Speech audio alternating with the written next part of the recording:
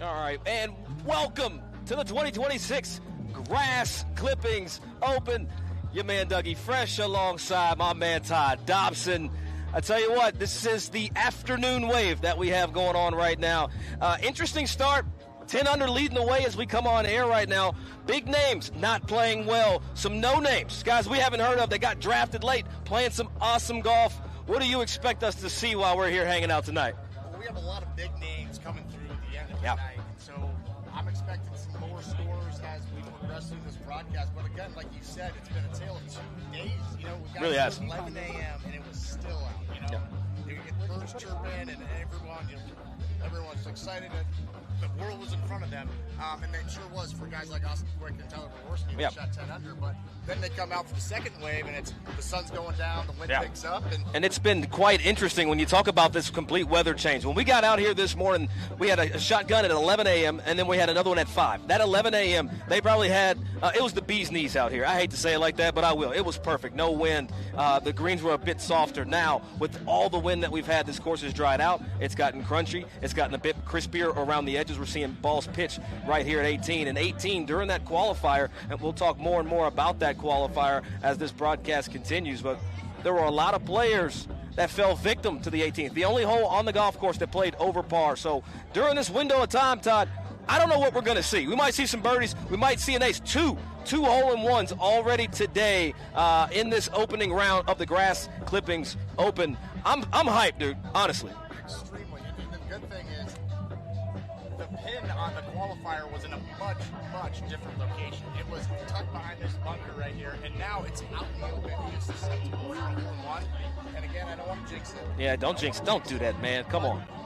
There could be some good golf shots here tonight. Right now we have a great leaderboard that is work track. You know, the lowest score since this wave started is Redford Bobbitt, one of my favorite names in the field. Is that Lorena's husband? Kidding. Kidding. And Jared Hack, the guy that's been having so much success over in India this year, has flown back over here to play for the New York Bluebirds, and he's hotter than anybody that 500. Yeah, in this field, 26 players that are here playing in this championship have played in PGA Tour event. They have touched the tour. They've either played in the Masters, the Valero Texas Open, the Truist Championship. They've played in a litany of events. We've got plenty of players coming through, like you talked about, Pete Iannello. He's just a cocktail tour star. We'll see him soon. Abe Caldelaria, he's coming through, and the New York Bluebirds trying to do what they can do. We've got franchises, we've got teams, we got homies, we got some beef. Last night was really surprised all the beef that we saw. But before we go any further, we got to give some love to the sponsor, the presenting sponsor of this year's 2026 Grass Clippings Open, and that's Gila River Resort and Casinos. Wouldn't be here without you guys. Thank you so much for all that you do for, dare I say, alternative golf? Dare I say it? Call it what you want. I call it competition. That's it. Yep. That's what it's at the foundation of. You know, everyone wants to put all these gimmicks on stuff. What we're doing here is we got some of the hardest par 3 golf holes you'll ever come across. With the wind, obviously, the lights come on at night. But we don't, our last tee time here at 10:50 p.m., like I said last night. But when the lights come on, the stage gets bigger. And let's talk a little bit about the lights, because a lot of folks that will watch this stream tomorrow, we're on Golf Channel, 6 p.m. 6 p.m. Pacific on into the evening. But the lights play a completely different role out here than we see in traditional golf. What are some of the hurdles that players have to deal with and overcome to kind of shoot a low round when the lights go on and the sun's down? I mean, the first thing you're going to think of is the shadows. Obviously, the shadows come into play. Sometimes you're looking over the ball and your own shadows over the ball. That's a big you also have, guys like this right now.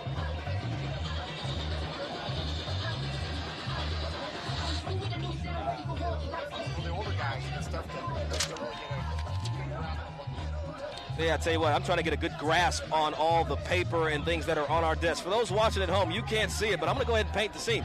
We are greenside right here at 18. Wind is blowing. We've got current conditions of 82 degrees, 8 miles an hour in that wind, but I feel like the weatherman is absolutely lying to me as this ball is racing by the hole. And I tell you, we've seen some crispy shots. We've seen some players really confused on the conditioning out here, but that's part of the grass league. It's everything. It's hitting good shots, managing your expectations, playing off your player, riding the vibe, staying high, picking your homie up if you get down. It's a lot going on that you have to kind of battle in these elements, and then you got the wind on top of it. And you do, and again, we're going between T-Box and Green. The best part about this is the fact that there's so many.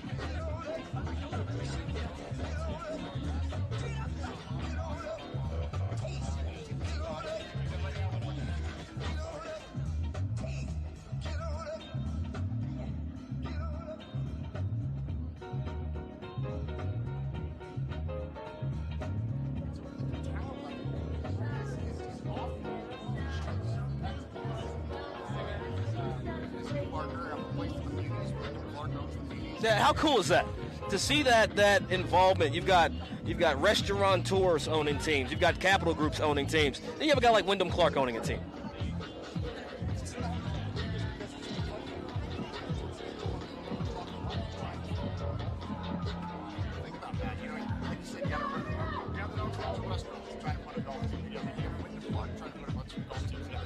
Their rosters are built much different.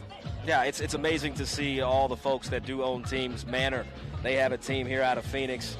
And you get into the league. We've got a new team, a new franchise, I should say, into the mix this year. What are the hurdles when you do add into the league, trying to put a team together, trying to finance it?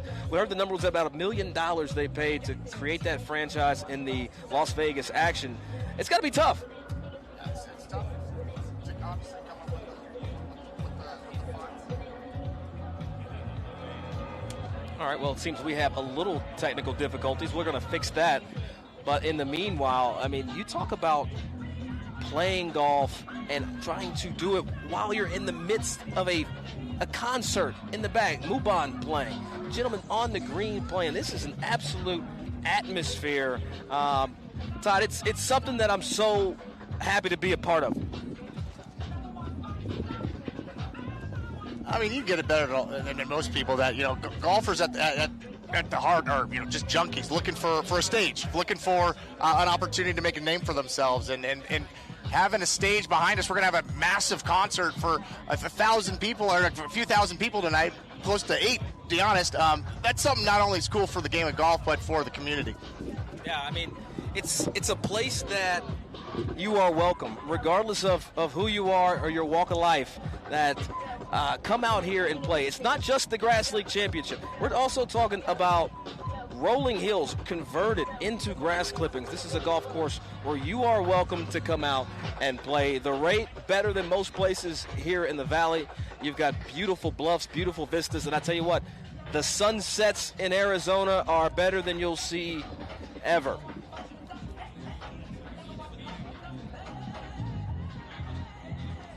Again, excuse us as we work through a little bit of technical difficulties, trying to get Todd Dobson back with me. But as it stands right now, 10 under is leading the way. That was done earlier today. They got out on a hot start.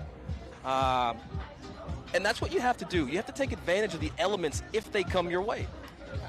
Guys like Austin Quick and Tom Rose get big fight here, 3 times a week, and they clearly knew what they were walking into today. And Tyler had a hole-in-one.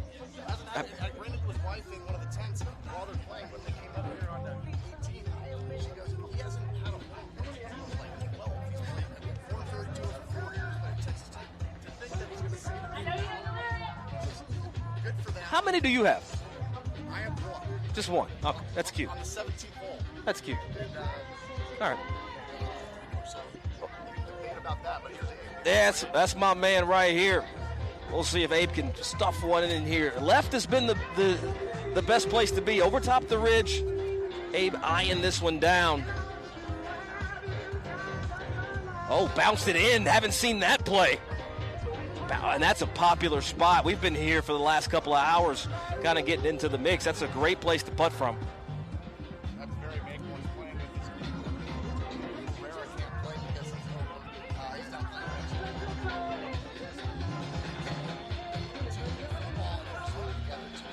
Yeah. Yeah. Again, building the roster. Yeah, that next man up's not so bad. Speaking of that next man. So he kind of went down and got it. It's got his attention. See if he can get one inside his partner's ball. Oh, and he's pulled this left. But honestly, T-O-double-D, that's not a horrible spot. That's 2 good shots right there for the New York Bluebirds.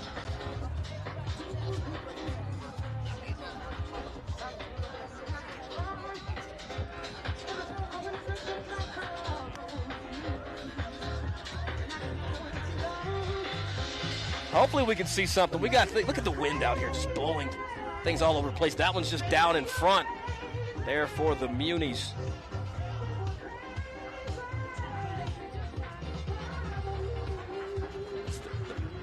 The pairing of Bobby Massa in that group. And I'll tell you, yeah, there you go, Kel Martinson. I'll tell you what, trying to prepare for this list of players and get everything kind of known, it's tough, and I love everything about it because we are learning and we are bringing you, the audience, information about players that we hope you keep up with. We hope you watch this and understand, like, you can be fans of this too. Yeah, I think you would understand that golf is pretty tough to sort of introduce new people into the game, into people's living rooms. They do a great job of telling the stories about the top 10 guys, but guys like a Bobby Massa, he told me that he fought the yips for 7 years. He couldn't break 80, and then gets over the yips, and then finds himself at the USAM, and as he says, he was 1 stroke away from playing in the Masters. He lost in the semifinals as a 37-year-old. Think about that. You know what? The yips are so interesting to me because I feel like, one, you can't plan on having it. They just come out of nowhere, and the hurdle, it's almost like 5 or 6 hurdles stacked on top of each other, just trying to be able to pull the trigger. You can't do anything about it. I've battled the yips. I think everybody has, and I think it's just a mental prison you get locked into. Yeah, it's damn sure that. It is damn sure a mental prison. I'll tell you, Lance Nutt, they got drafted yesterday, came out, didn't play the golf in this morning wave that they should have. I feel like if you went out this morning and you shot 1 to 4 under, that's probably the worst you should do, and it's not going to put you in a good spot going into tomorrow. No, you really set yourself back, and the limited time I was out here able to watch shots, seemed like everybody was just pouring in putts after putts after putts. But again, we're really just getting into this round. So, we might be beating some guys up. No, they deserve it, though. Of course. Look, Aaron Hicks is one of my favorite people in the world. He's coming off a win on the Pro Tour. He just cast a check for $70,000, won the last 2 events out there. And then you go down to the bottom of this afternoon leaderboard, and he and Marty Sanchez are nowhere to really be found. They're battling at +1, and they've already played about almost 7-8 holes. Yeah, I mean, again, if you're not going to come out here and commit yourself to know the course, you're really going to struggle. Really going to struggle because there are some exit grading that you're really fall victim to. And that's the beauty of the grass leagues. Again, huge shout out to all the folks over at Gila River Resort and Casinos for making sure that we could put this on. You see Abe out there walking. Family's got his girls just off the green with him as they finally approach the green. 2 good-looking putts upcoming for the Bluebirds in New York. And Todd, tell me, how did we pick the states and the towns to represent? The Dallas Horsemen, I know, Matt Kendrick and the good squad, that makes sense. But the Bluebirds, the Phoenix United, how do we get here? Well, I mean, there's obviously markets that you point to on a map and say it'd be great if they were part of the league. But honestly, it's more so the ownership groups approaching us and saying, why don't we go to Fargo, North Dakota, and give us your best pitch, and I'm going to pick these players, and it's building that story, building that interest. So it's not so much, keying in on which markets we want. It's more so the ownership and the story they can tell. No, and that's, the beauty of it. If you or anybody out there listening, you want to be a part of the grass leagues, feel free. Send an email over to the front office and say, hey, I got some money and I want a team. And I'll tell you, when you go back, and you were at the table, you were reporting on everything when this got started, it had to be such hopefulness of what could happen when folks like Dave Roberts says, "Hey, I want a team." You know, you got Wyndham Clark. I want a team. Riot Group, Hospitality Group out of here at Scottsdale. We want a team. The encouragement that had to be like, okay, all right, we have something. Yeah, and we might walk into a room and get the pitch, and the guy looks at you like crazy and says, "What are you talking about?" And then you go to the next room, and the guy knows exactly what you're talking about. He's like, "Tell me, I get to go find 8 golfers in the world and bring them to this environment, have a chance to win." So, like you said, we're fortunate to have guys like Dave Roberts, though. Yeah, I'll tell you what, Abe, watching off to the side with this upcoming putt, I'm surprised he's not right behind the ball. I want to see that line down line view. Oh, just a little late left activity. We'll see if his teammate. This is my favorite part of the Grass League and two-man scramble, high-stakes par 3. You get his playing partner hit a great putt. And now your playing partner has to step up if you want to vault your way up this leaderboard. The pressure on that second putter. Oh, man, I love it. And the partnerships, they know each other so well. They know if a guy pulled the ball or pushed it, or they know their weaknesses, so they're able to adjust to the line. You know, I saw Chad Hambright and Alex Chiarella just make a 30-footer today. Chad Hambright lips out, and then Alex Chiarella knows the line, just knocks it in with ease. So there's definitely something to that. Yeah, 10 under par leading the way right now. We'll see if Candelaria can knock one down. He knows the line, but he missed it on the opposite side. You put those 2 putts together, they got a birdie. Again, yesterday, we had over 200 people come out, try to earn their spot into this field. What was the number? The final qualifying number. We had 28 teams make it to the qualifier. 6 under par was the cut number. But only 22 got drafted. So we sent 6 teams home with tears, for lack of better terms. Yeah, you got to do a good job of once you get through. You got to meet the owners, and you got to create a relationship because they're going to take a chance on you. You got to prove that you're worth that chance. And so for anybody that's going to be playing in the future, if you get through, make sure you speak to the owners. And like Wyndham Clark's probably watching right now. Regardless of what tournament he's got going on, this might be the most important thing on his mind. The Beauties, they're sitting, Martinson and Moss are sitting at 1 under, and as you know, they got to make something, and he does. There we go. All right, that was quick, happened in a hurry. When you have to make a putt, it's good to see that first player make the putt because that second player, like we just mentioned, gets all of that pressure. But you know what? I was fortunate to play in the Grass League qualifier last year. I was putting anchor. I loved that position. Like, I was playing with Christian Heavens. He played this year with Golf Ninja. And being able to see the line and know that if you miss this thing, you're not going to do what you want to do as a team. And, God, you either want that or you don't. You either want it or you don't. Some guys don't want to see that putt because they don't know what that guy must have shoved it or hooked it or whatnot. But, yeah, I love that position too. I've got a lot of confidence in my putter. So, and I'm really excited for the next group coming up. We've had 2 drafts in Grass League. Doug, we've had 2 drafts. Yep. And so that means we've had 2 number 1 overall picks. And yep. They're coming up to the tee right now. Pete Iannello and Eric Howardchuk from last year's draft, who are on the Tampa Bay Swamp Dogs. And then DJ Briscoe and Doucette. So this should be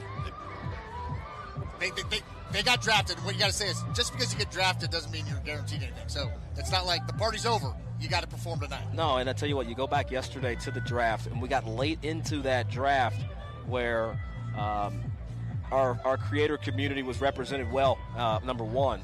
But Hannah, Greg, Frederick Lindblom, they were able to get a late pick in the second round. They went out and shot 7 under in that qualifier yesterday. And then they said, you know what? We earned our spot. Let me show you what we can do. They came out, and they are finishing. They're in second place right now. Stellar score of 9 under par here in that first round. And look at the newly drafted action players. They're fitting right in. They're 3 under par. And, again, they're playing in front of A.Q. Shipley is one of the owners of the action. So he's I wouldn't want to piss him off if I was a player. So you better be playing at your top form. And they're playing alongside people like Willie Mack, one of your friends, and Jennifer Song. Yeah, Willie Mack, Jennifer Song. I mean, you talk about one of the. There's only 2 players in the Grass League that have won the USAM and the US Pub Links in the same year. Jennifer Song being one of those players. And Colt Nost is the other player. Colt Nost not playing this championship. You know why? Well, he's got a little job that he really couldn't take time off of. Zurich Classic being played this week on the PGA Tour. All right, back to the tee box. This is Doucette. Well, this one's got his attention. He's left-handed looking left. Oh, and that's just down in front of the green. Hit that ridge, rolled right back down. Not the worst spot, but that upcoming chip shot, if his player doesn't do what he needs to do. You know what? I love that we got to wait a little bit because we got some people just traveling down the cart path. No big deal. It's just, we're going to hit it over you.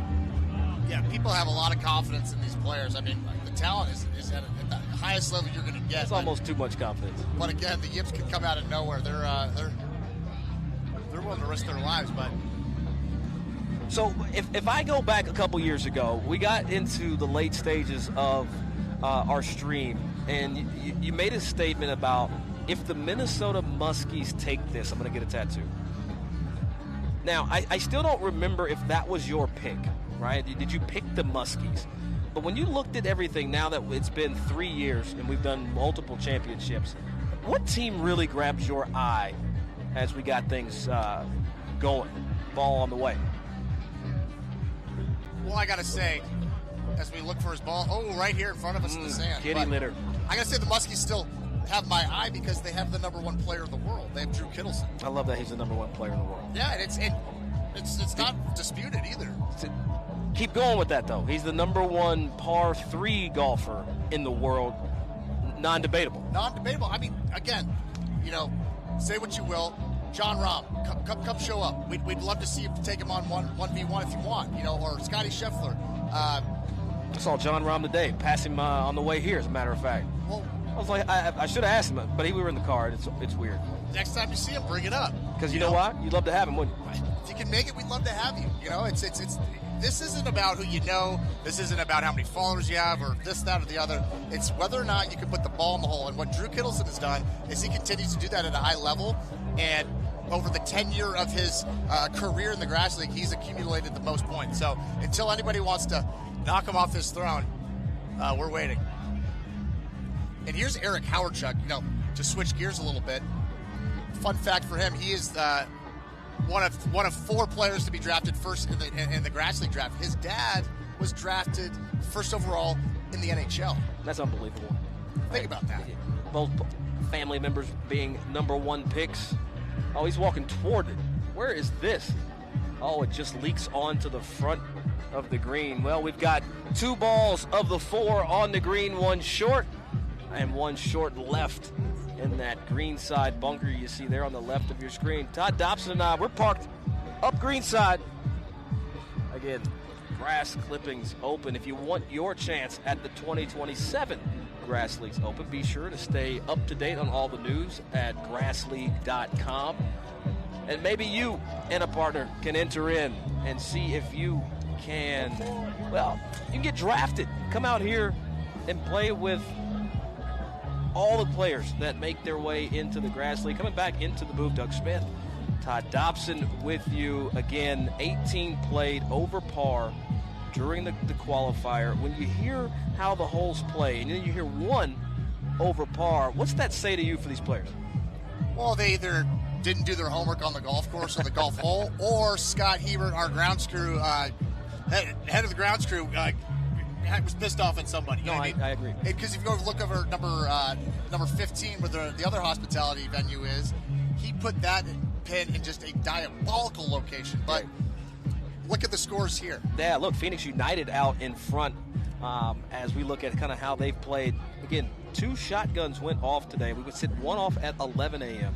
We set another one off at 5, and you are seeing the players now that went off in that 5 o'clock wave. Lights are on. It's a completely different golf course, not where the holes are cut and how the grass is manicured. I'm talking about literally the lights. The lights are off. Well, technically they're on. 78 LEDs line each hole here at Rolling Hills Grass Clippings. And I tell you, when you guys open this, and I know you were a part of the onlookers, when they opened this, I felt like the community immediately said, I want to play golf there. I want this to be the hub of my career or my golf journey. And I think that's got to be in part to just the novelty of lighted golf, you know? Being able to come out here, I had a guy come up to me a couple months ago, and he's a teacher in town, and he just said, the fact that I just put my son down at 8 p.m. and now I'm hitting balls on the range, and I have the ability to hit the balls till midnight, is something I've never thought I'd have. And he's like, it's kind of re-sparked my love for the game of golf. He said, I'm going to sign up for a U.S. Open qualifier. And again, you know, people want to talk about growing the game of golf. You know, a lot of that's just talk. But in reality, we think this venue has really sparked a lot of optimism and hope to former golfers and golfers that are on the come up. Yeah, and when you have a venue like this where you have the lighted par 3, you can create the world's first high-stakes par 3 league. Again, team-based, franchised-owned. When you try to put it into words, Todd, it's like, I feel like it's F1 meets the NBA meets almost live golf to a certain degree. Yeah, you could draw comparisons to a lot of different things, but what I like to do is kind of like when you go back and read the historicals in golf, is that you hear about stories where it's like this amateur golfer in America got on a wooden boat with his backer, and they went across the Atlantic, and they met up in Ireland with some other amateur golfer and his backer, and they had this 1v1 match. Like there's something there where it's, you know, there's so many golfers, as you know. I mean, you were in the Monday qualifier for the U.S. Open. You had the U.S. Open qualifier Monday. Yeah, I was there Monday. Like I can't imagine the guys that were playing in that round with you, like that nobody knows about, that have broken course records, played in the Masters, done this. There's so much talent out there, and we want to utilize these franchises to go discover them and then put them on television. And I think you guys have done a great start. Just the 3rd year of the league. It all started when 4 friends just basically came together and said, "Hey, we can do this. Let's make it a reality." And this is year 3, founded in 2023 by just 4 guys that they wanted to celebrate greenskeepers of all things.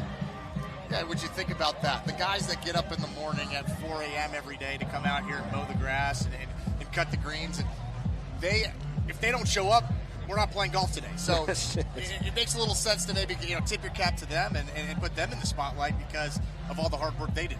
Yeah, Pete Iannello, you see him right there, right front and center. And I tell you what, you were talking about a guy that is an 11-time club champion in Pete Iannello. And I'm not going to call out the clubs that he plays at, but he plays some pretty damn good spots with some really stellar conditions. He'll let you know that he's won 11 of them, too. Oh, yeah. You know? Real quick. Again, drafted number 1 last year by the Tampa Bay Swamp Dogs. That team is owned by Silverleaf, and the owner there is Ben Herman. Who's actually coming up next on the tee box. Oh, well, see how that did that. Just kind of queuing it all the way up. Chose the ball down in front.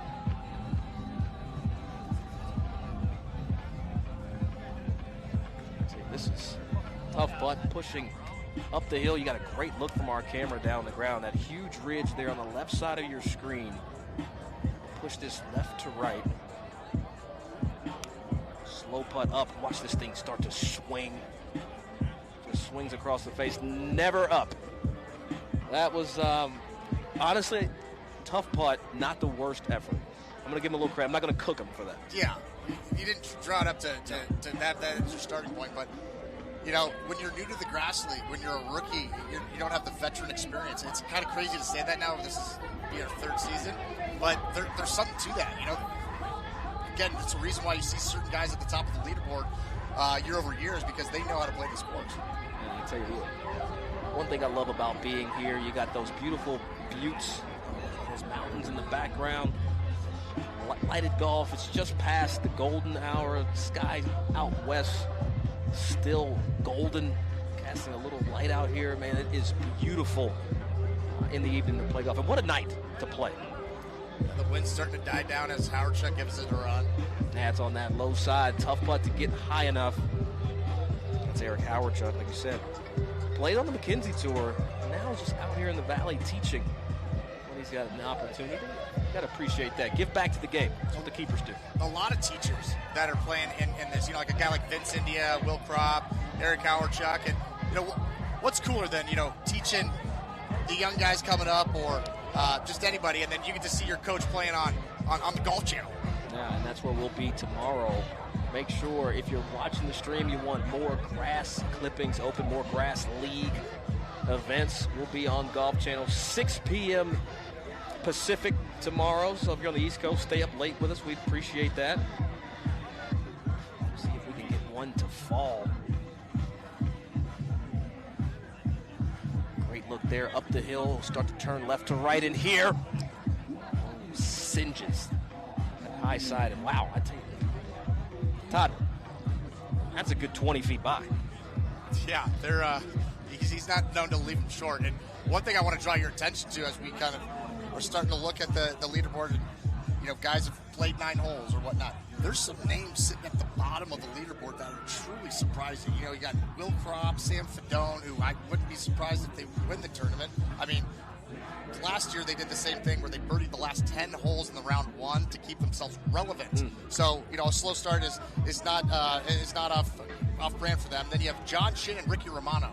Ricky Fowler's caddy can play golf as well. And when he's not fishing. Yeah, when he's not fishing. He's a better fisherman than golfer, he can tell you that. John Shin, who played in the 2024 U.S. Open. They're at even. And then you got Tony Hendricks and Joe Neuheisel also. That putt just dripped it in. I didn't think he was going to get that one to the hole. Man, some spice. I think we had these stamped at just over 11. It was at 12. I was talking 12. Yeah, well, I lied. Gage Grimes was on out of the screen last night when we were doing the draft. He came and found me and said they're rolling at a 12. So 12 on the stimp meter. These are faster than your average PGA Tour event. I mean, right on par, to be quite honest. Yeah. That's what you'll see at the PGA Tour, around 12. That is a good speed. Again, quick, Jaworski, they are leading the way. That's 10 under par. Got it done this morning. But, my mind keeps going back to the draft yesterday and going back to Hannah Gregg, Frederick Lindblom, seeing them sit after I won't call it a poor performance. They shot 7 under yesterday, 7 today in the morning. But that weight had to be just crushing. Excuse me, they shot 9 today. But that weight had to be crushing. And you can feel free to correct me. I'm okay. Yeah. I can take it. There's a lot of data going on right now. Yeah, a lot of data. And of course, I would feel slighted if I was them. And it just goes to show, as your boy Aaron Hicks walks up. Yeah, speaking of the man. That as this league starts to mature, the data points are going to start to take hold. Like, there's going to be guys were going into the draft last night kind of going off of their gut, in my opinion, some of the ownership groups. I'll tell you, Aaron Hicks, late ad, if you really look at how this league has played out, he really didn't get picked up by a team, was in conversations with the Action, actually, about joining that franchise, but then ultimately Marty Sanchez, his partner today, convinced him to be a Rose, and Aaron on the way. Aaron is known to hit it high and play with a lot of spin. New irons in the bag for him. And there was no spin on that approach shot. Wow. Landed it right by the hole, got to that back edge. Aaron coming off a win on the Pro Tour, beat Marty Fish by 1 point in the Stableford format, PGA National.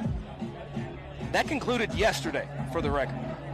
On a chip-in. On a chip-in on arguably one of the most famous par 5s on the PGA Tour, that 18th hole there, PGA National.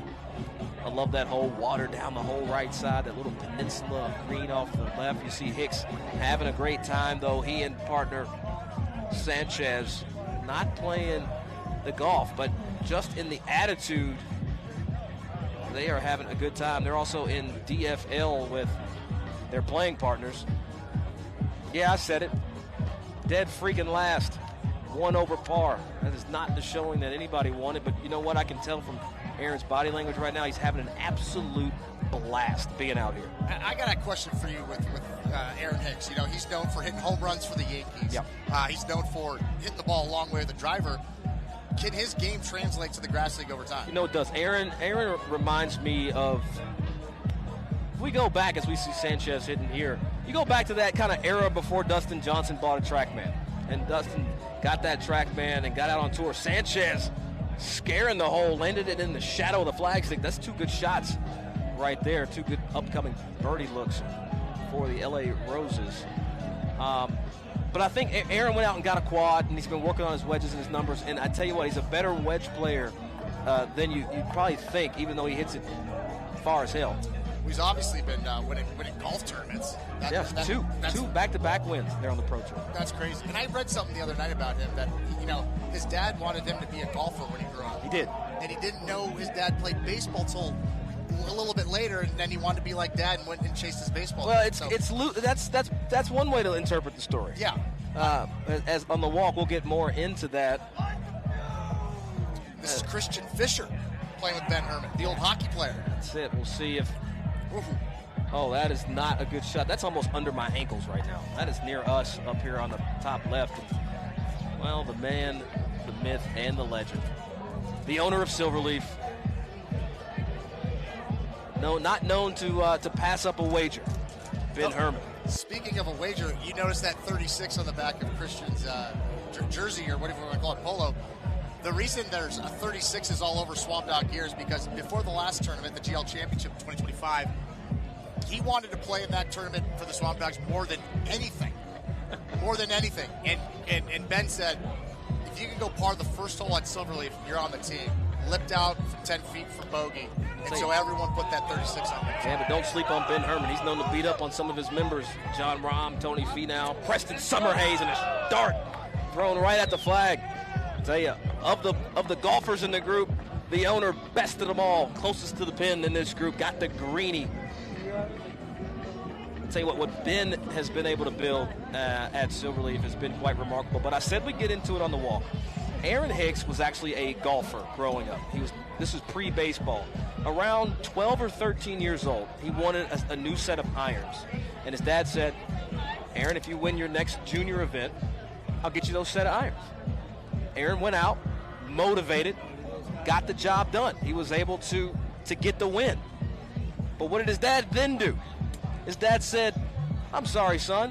You just won a golf tournament with the irons that you have, and so there's nothing wrong with the ones you have. As a show of affection, we'll call it, Aaron literally walked off the course, hung up the clubs, went to the baseball diamond. The crazy part about it is 6 years later, he was drafted into the majors.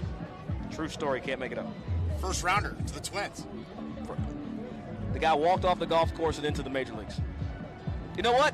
And that's kind of what a lot of people do here. They don't really walk off the golf course, but when you come into the Grass League, you come into the GCO, the Grass Clippings Open, presented by Gila River and Resorts Casinos, you're in the majors. You are the majors. People can say it's just a par 3 league, but we say, come give it a whirl. Come give it a whirl, we'll see what happens. In your perfect world, give me 2 Grass League players, a team of Grass League players playing, and a team, maybe not in the Zurich Classic this week. I do love how y'all paired that together. It's kind of serendipitous how on the PGA Tour is a team event. But I want to know, give me 2 PGA Tour players, 2 Grass League players, and I want to hear how you think a match could turn out. I'd love this debate. And should we limit it to just the PGA Tour? Or should we? I don't care. Professional golf.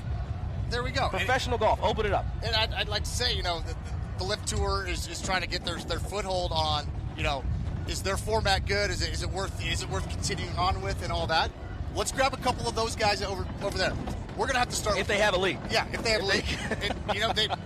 If you can make it, we'd love to have you. If you can make it, we'd love to have you. But I'd love to see Drew Kittleson team up with. I don't know if you want to split them up with Drew Stoltz, although they've never won together. But give me Kittleson and Hops. Yep. Let's bring that old thing back. Yeah. Give me Rahm and Bryson. Let's do it. Matter of fact, give me Brooks and Bryson. Brooks and Bryson. There you go.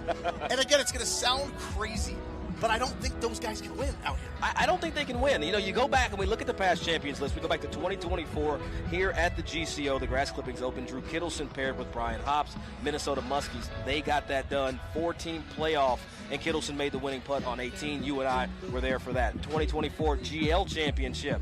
Billy Haynes, Dan Buckner. They got it done for the team that we see right behind us, the Tampa Bay Swamp Dogs. And then GCO 2025, Kurt Watkins, Jake Byram, Kurt Byram's son, Jake Byram of the Bluebirds.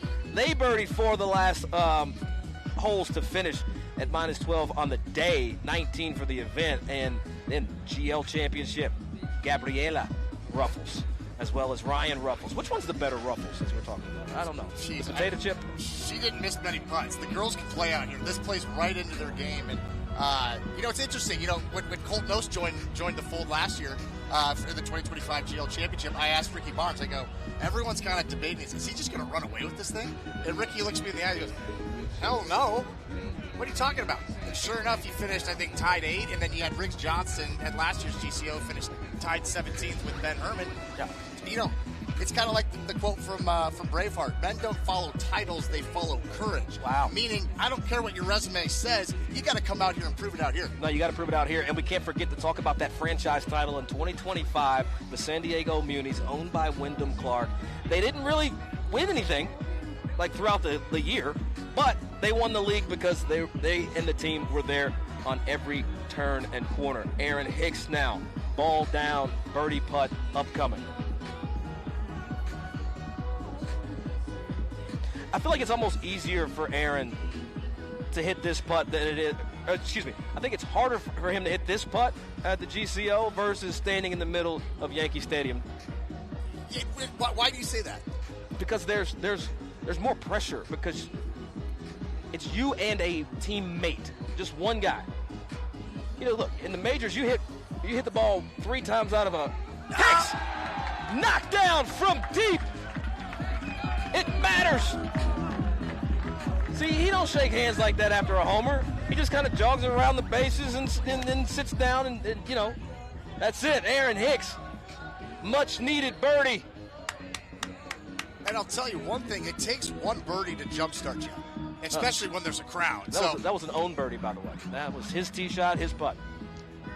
Sanchez, little life. Look, they're going to turn.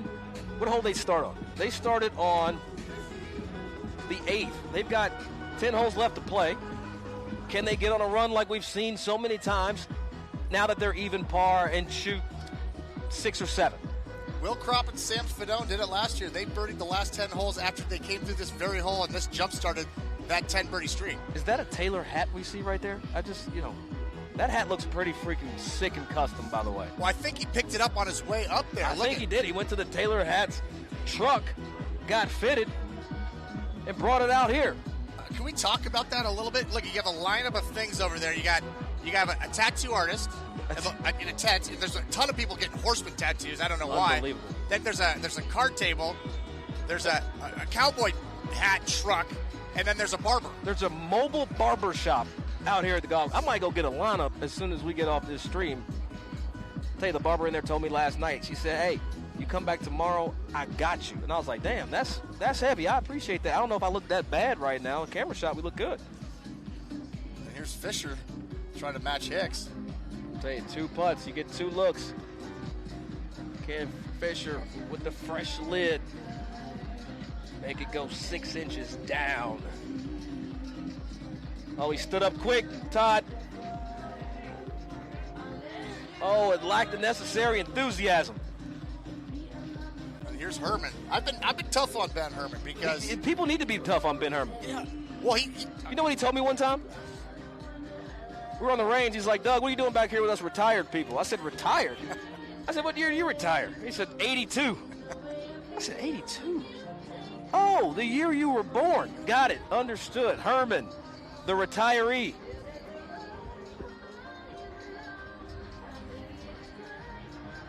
Cigar in mouth. Oh. Tell you what, blowing that smoke out in disgust. But there's not many retirees that can say they don't give up strokes to John Rahm. No, I'm telling you, John Rahm, Tony Finau, Preston Summerhays, Kevin Streelman all play. Aaron Hicks, they all play out at Silverleaf. I'll tell you what Silverleaf has become over the last, I moved out here in 2018. It's not the same club as it used to be. They have scoreboards on the range over there. It's unbelievable kind of what they can do out there, but get into the format just a little bit. Again, 11 franchises, 6 two-man teams make up the Grass League. Look, I'm actually representing the Roses right now. I do like your hat as well, TOWD. What's the hurdle? Maybe not the hurdle. What's the toughest part about putting a team together? I mean, just any other sports, chemistry. You know what I mean? Yeah. You hang out with these guys, you practice, you share stories with, they lean on each other. There's all these chat groups, and they're all playing across the country and even out of the country, like a Jared Hack that's playing well tonight. But it's just like if you have bad vibes, go to the tee box because someone said something to you, it's just not going to work out. And so you're kind of seeing that manifest with certain groups where they keep it really tight. Everyone that comes in is from the same type of thought process that's going to fit right in. And as we look at Phoenix United coming up to the tee, and this is the Joe Affronti and Vince India group. And Vince India was formerly on a team, is now jump shipped as of late last year to the Phoenix United, and since I've talked to him, he's nowhere else he'd rather be. And his partner Joe Affronti played 6 years on the PGA Tour. Yeah, it's unbelievable. I mean, he had status back in 2011 and turned pro in 2004, talking about Affronti. See if he can find something near the hole. Oh, scared it. That was frisky. Let's get one to go, Doug. If we get one to go, you might see me doing sand angels in this bunker right behind us. I'm going to be absolutely lit. I'm leaving the booth. We have. But you know what? And this is what I do love about the Grass League, because you're talking about Affronti. Career shortened by injury. How about the Grass League giving him a little CPR back into his golf game? So many guys are sharing that story. You know, they give up the game. Like Trey Cottonui last night, who got drafted by Phoenix United, played at ASU, quit after his sophomore year, and then 10 years later picks up the clubs. Oh, there's another great shot, though, just past the hole, but outside the ball of a... Am I saying that right? Affronti? Affronti. Yeah. Affronti. All right, I'm just making sure. Look, we're live. That's what we do. If I mess up, it doesn't matter. We'll make it happen.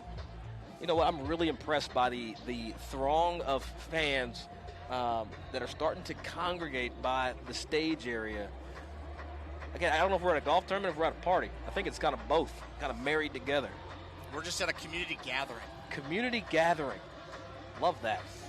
Look we got people doing the Florida State over there. I don't know if Drew Kittleson's coming up soon, but he might be. He just might be. All right, let's see. Newest member of the Grass League, the Las Vegas Action. Not a horrible shot. Finds the dance floor, just left. Again, Colton Ost not playing for the Action. Probably the biggest contract rumored in the Grass League that we know about. Said may have signed for over $100,000. And he left. And he's not even here. The Hollywood Hitters. He's not even here. Yeah, you didn't even have to show up. Not even left the Hitters. But that was kind of the big domino that fell over in the offseason was, Colton Ost jumping ship. Yeah, their debut season. And, they've got some great players on the team, though. Jennifer Song, you've got Riley Elms, Joseph Harrison, Ricky Hearden, who I used to play a lot of professional golf with. Guy did over 1 million miles in the car. High shot, bounds forward. Not the shot he had planned for. Willie Mack, APGA Tour standout. 87 professional wins across the minis and everywhere. We'll see him momentarily. But Las Vegas Action trying to make things known right in the middle of the pack. 7th place of 11 franchises at the moment.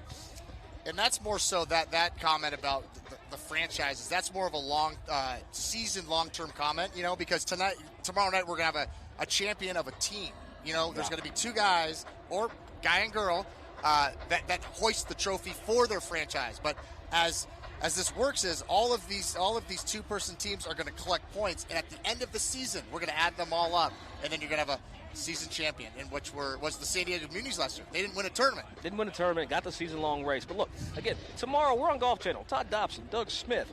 We've got some folks stepping in that you're used to seeing, but maybe not so much in a golf capacity, minus Paige Sporanic. She'll be here in the booth with Todd and I. We've got Daltouche. He's going to be joining us tomorrow. And Nate Hill, they're going to bring over 1 million new eyeballs to the grass leagues, and we can't thank them enough. We'll thank them now. We'll thank them again tomorrow. But, again, Paige Sporanic, Todd Dobson, Dougie Fresco, Dal Touche, and Nate Hill on Golf Channel, of all places. Who would have thought of that?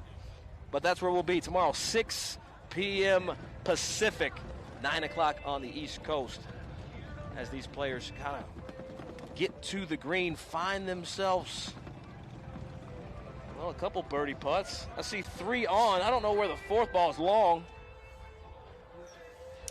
But how good is this?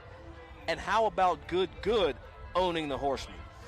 Yeah, and they haven't been so good in the history of their tenure on the grass league, and I've been pretty hard on them because they're one of the biggest brands in golf, but they've retooled their roster. They've retooled it. They got guys like a Cameron Sisk, a Ben Hayes, James Love. They got some players out there right now that are fighting for the first time, but. Yeah, it's going to be interesting to see how the Horsemen. Maybe they're all giddy this afternoon getting tattoos. So hope that translates into something on the golf course. I don't love things that much to really get a tattoo, but let's go back and talk about what this place used to be. Give me a little information about Rolling Hills as a golf course and a community center for golf here in Tempe, Arizona, and what the team did to get the course where we are today. Yeah, the course was built in 1960, and then they added another 9 later in the 80s. And they actually tried to light the golf course back in the 60s. They tried to light the course in the 60s literally with, lights you'd hang at your house. That was the optimism and the ambition around the community around here. And it operated as a municipal golf course until we helped, the group here came in 2023 and install the lights and do all these things, but it was just Tempe's a city. They got enough going on, and the amount of golf courses in Tempe was declining at the time, and when you kept going down, this is one of 3 golf courses, but the group came in, they put up light poles all over, obviously 18 holes lighted. You could play your last tee time at night is 10:50 p.m. and then built a new bar, new restaurant, new pro shop, redid the driving range, top tracer technology, the bells and it's whistles. It's not done, the driving range. I'm hearing that there's still going to be some additions to it, which is, look, if you're in the Phoenix area, if you're watching this with us, 1, thank you for being here tonight. Number 2, if you're in the Phoenix area, Tempe, Arizona, make a tee time. Guess what? There's no shortage of tee times here. When the sun goes down, the lights come on, and you can still get tee times. We talked about it earlier. After you put your kids to bed, come on. After dinner, come on. After the late service Sunday, come on. Because if you can make it, we'd love to have you.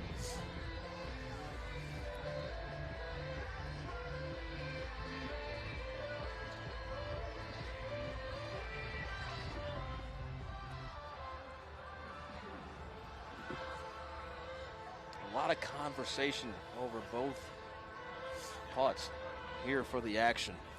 Joseph Harrison. He might as well be a draft pick. He hasn't played. He's new to the roster. He didn't go through the draft, but he's got his same amount of experience as the draftees. No question. Played his collegiate golf there at the University of San Diego. He played on every mini tour you could possibly play on. But you know what? Interesting. He's only got 1 hole-in-one. Only 1. Could this be the week where we change the numerical a little bit? Doug, if you owned a franchise, would that be a statistic you would just go seeking out the guy with the most or gal with the most hole-in-ones? Well, I have 6, so I would be on that team. Wow. Just saying. Here's a better debate. Do par 3 course hole-in-ones count in the official birdie count or hole-in-one count? If you're asking me, yes. I'm asking you because I want to know. All right, let's see if we can sweep one into the hole. I agree. I think I have one. I got one in Mountain Shadows. I count it. You still got to put the ball in the hole. It's got to fly and it's got to go. That ball's not going to break, going to stay out on the high side. And he can't believe it.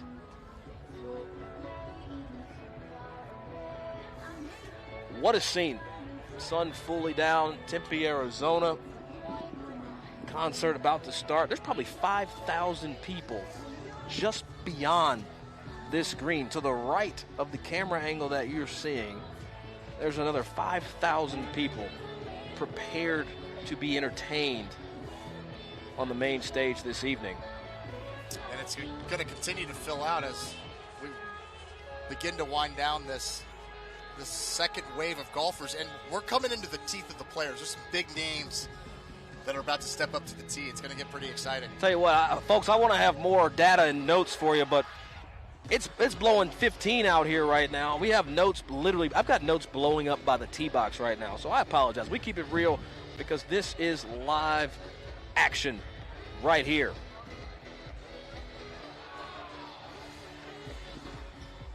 Oh, just on the lip. That you know what? Those make you want to break your putter.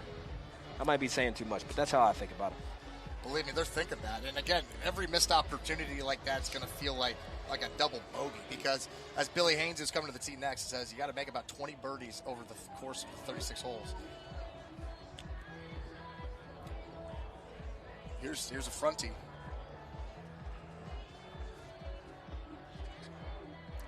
Heeled up and talk about a guy that has the 54-hole scoring record on the Korn Ferry Tour, 25 under par, unable to convert there at the 18th. All right, that was an interesting maneuver. I'll have to talk to the commissioner about that. Yeah.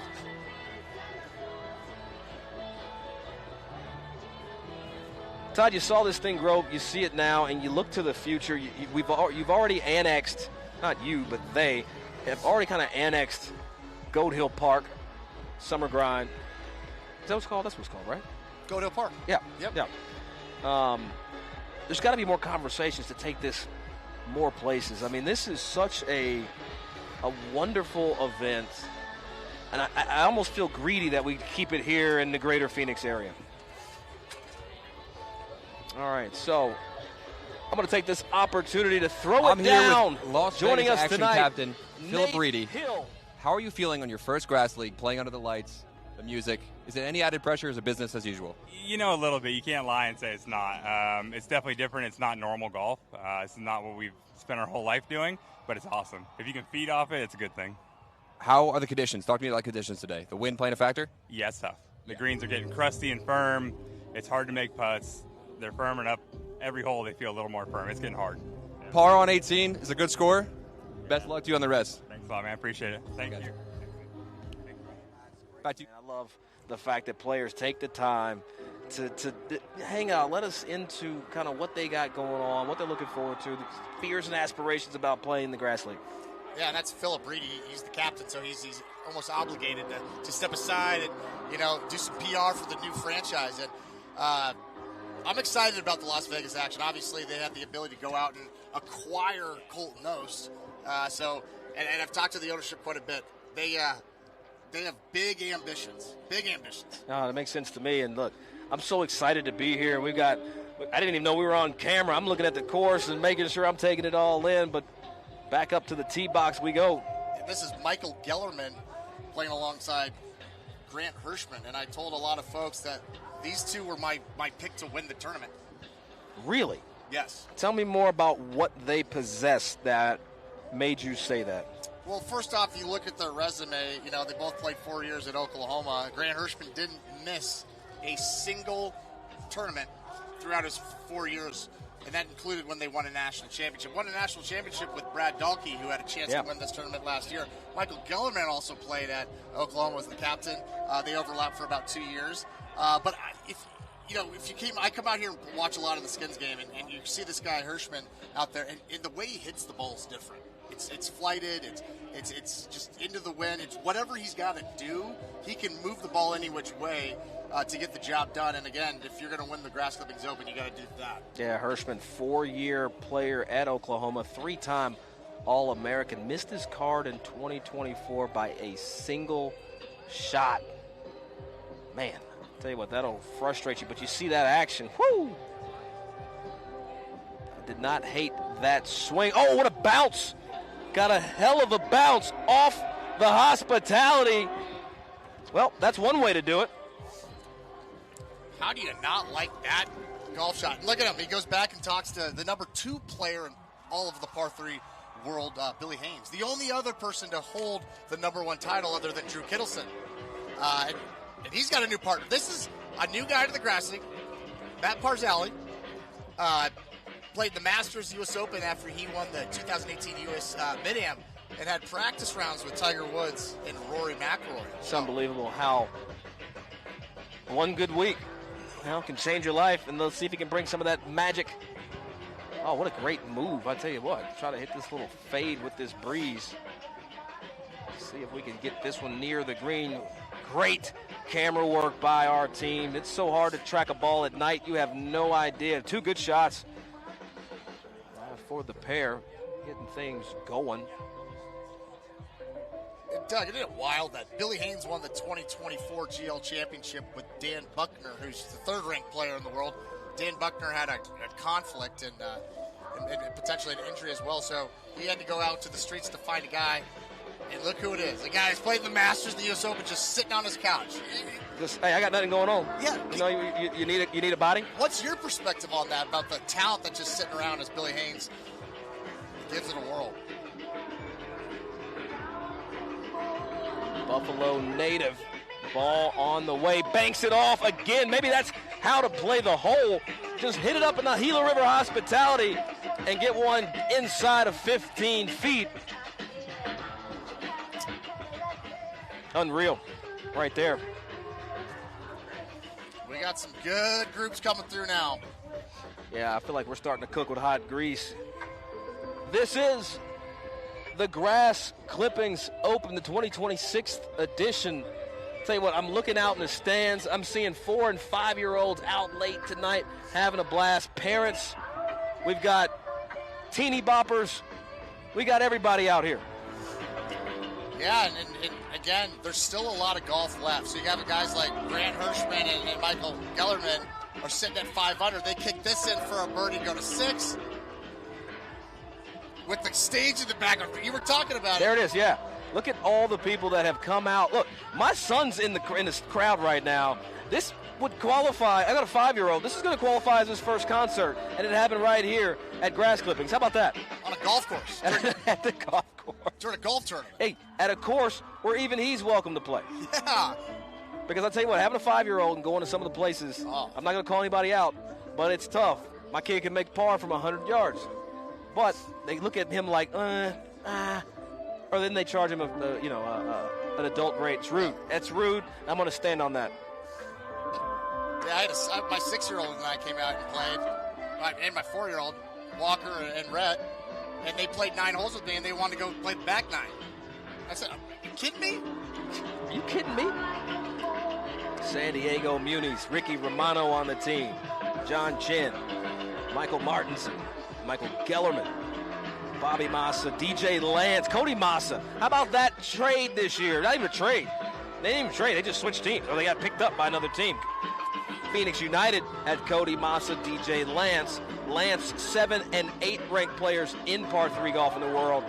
Well, they threw the deuces to the Phoenix United, and now they found a new home. The grass was greener on the other side, and they went and joined the season-long champions. Can you blame them? I can't blame them. And what the firepower, we talk about Massa, back-to-back Arizona Mid-Am champions. I tell you what, he's going to have his hands full this year because I have my amateur status back, and I will be in that field. So maybe, Cody, you're going to have to beat me to go get for 3, brother. Gosh, and he's been on a tear, hasn't he? No, he just wins. He's an absolute winner and a dog. He's a dog. I ain't talking about swamp dog. He's just a dog. And his brother? Are you kidding me? His brother teaches speed training to gain distance out in Texas. And if you look at the two of those guys in a room, you don't want to get in a bar fight with those guys. No, I don't want to get in a bar. You don't want to fight. I don't condone violence, but I'd like to have them on my side. Exactly. On my side. And I love the drinks on the ground. That's the best part. We're going to go ahead and be fully libated. Brought to you by Long Drink. Oh, and he needs a longer stroke. And this is that moment we were talking about. That moment where that lead player doesn't convert, and now the anchor player, we got to figure out what to call that first player. But now you got the anchor. And Billy Haynes, I mean, he made maybe the most famous putt in grass league history when he made a 50-foot bomb from the back of the green to the front in a playoff to win the 2024 GL Championship against Allison Lee and Trey Kidd. Yeah. This should be easy work for this, again, the second-ranked player in all of par 3 golf. Arguably the most viral moment of par 3 golf, and how many impressions that putt got. This was the green. He was back left, dropped it down. Much easier putt in comparison to the other one, but one that needs to fall.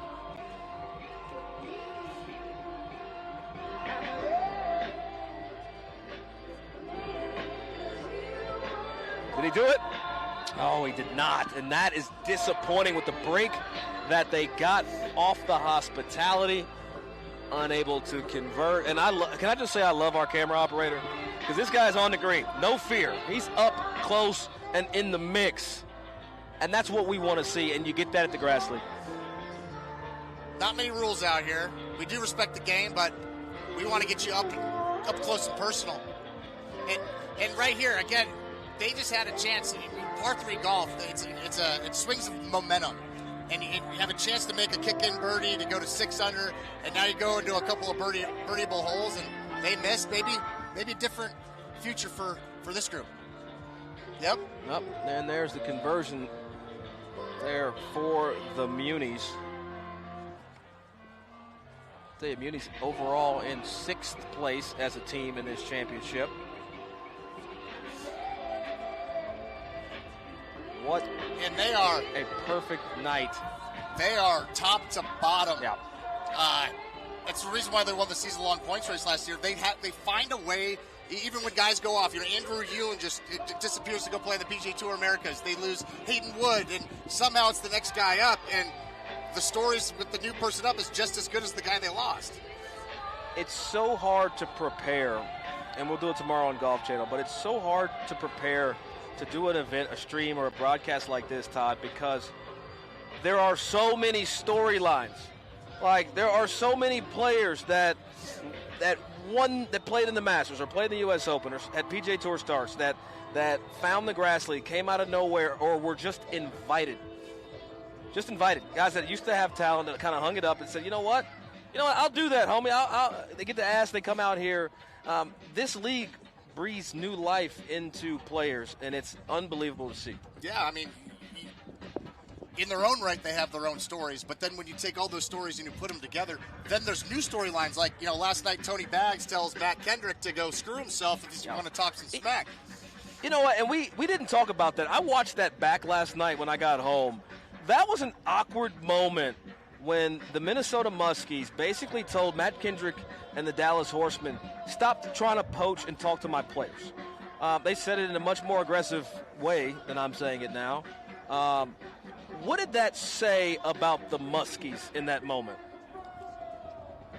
I think the storyline in general gives credence to the Grass League totality in the sense that these guys care. They want to win, and it's care. Like, that's my territory. I don't know if there's other leagues that can say the same thing. You know what I mean? If someone jumps from, I'm not even going to get into that. I'll leave that for people to speculate. But,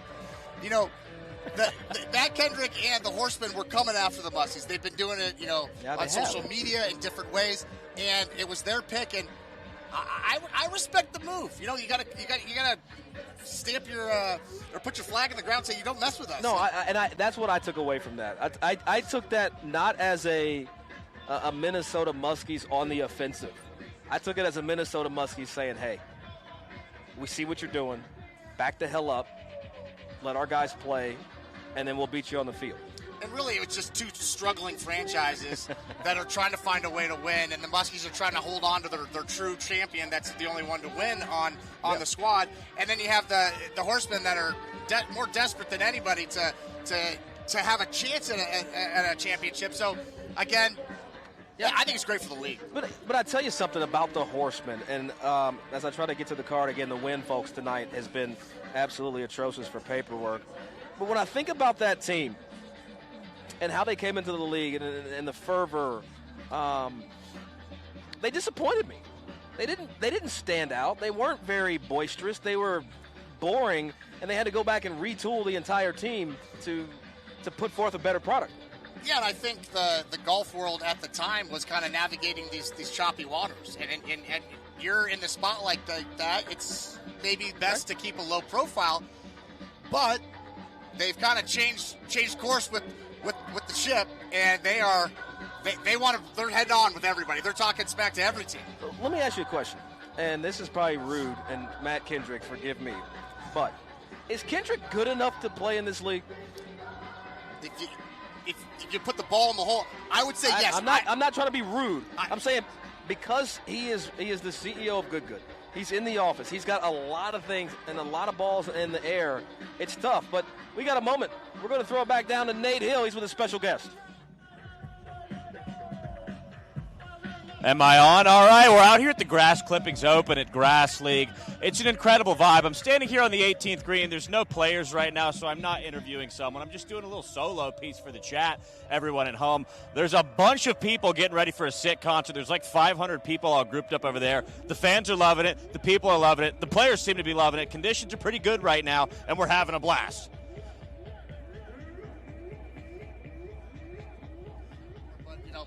Who would have thought Del Touche would be talking on one of our broadcasts in front of a stage with almost 8,000 people? We've come a long way since the last time we've been on a broadcast together. And I tell you what, I said it was Nate Hill. It was Del Touche. You know, my apologies. Look, when you're doing live things, you get things confused, and I apologize. But you know what? That's two hell guys just out here hanging out with us right now, and their love for the game is actually impressive. And I appreciate when folks have a platform and they use it to I hate the expression grow the game. Yep. But just show how fun this stuff is. Yeah. Growing the game doesn't have to be stuffy. You know what I mean? Growing It doesn't have to be stuffy. Have fun. You hang out with Del Touche and Nate Hill for 20 minutes and you're laughing your tail off. And I don't know. I think they're going to have a great time personally, and they're going to be great additions to the broadcast tomorrow night. Yeah, Del Touche.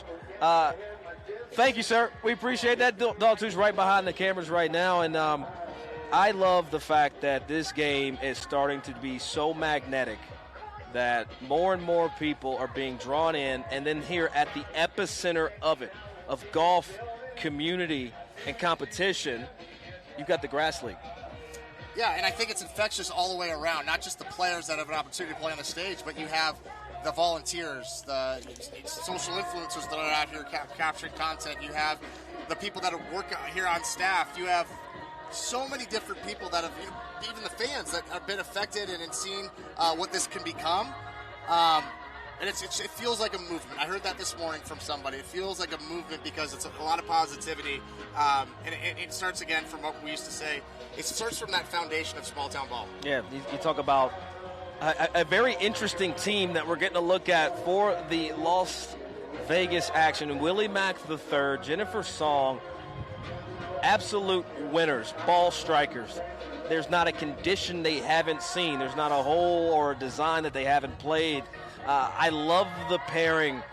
Willie can run hot. He stays focused. He's a stoic player. Song a bit softer, but just as aggressive, just as tenacious as anybody you will see on grass. Phenomenal pairing for the Las Vegas action. We'll see if they bout that action here at 18. And a hell of a group, because you talked about it earlier, Jennifer Song, who won the 2009 U.S. Women's Am and the U.S. Women's Am's Public Links. And then on the other side of it, you have Gavin Cohen and Ty Strafacci. Tyler Strafacci won the U.S. Am in 2020. No big deal. No big deal. Just out here getting dubs. It's just a great...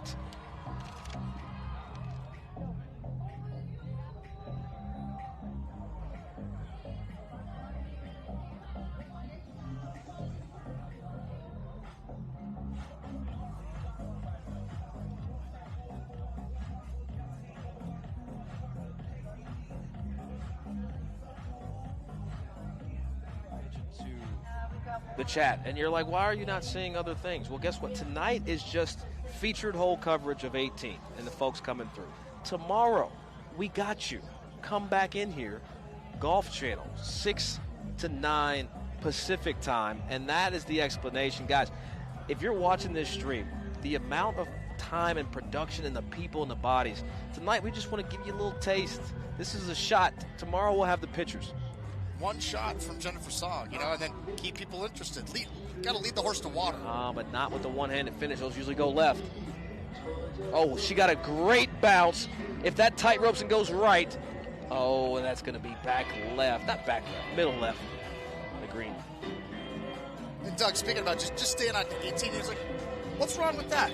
Instead of coming out and, like a lift tour, just bombard everybody with everything. You know what I mean? It's like, yeah. Let's keep it simple. Ease into it, baby. Yeah, and don't forget, folks, this is year 3. We just got here. We're going to have full coverage tomorrow. 11 cameras everywhere all over the golf course.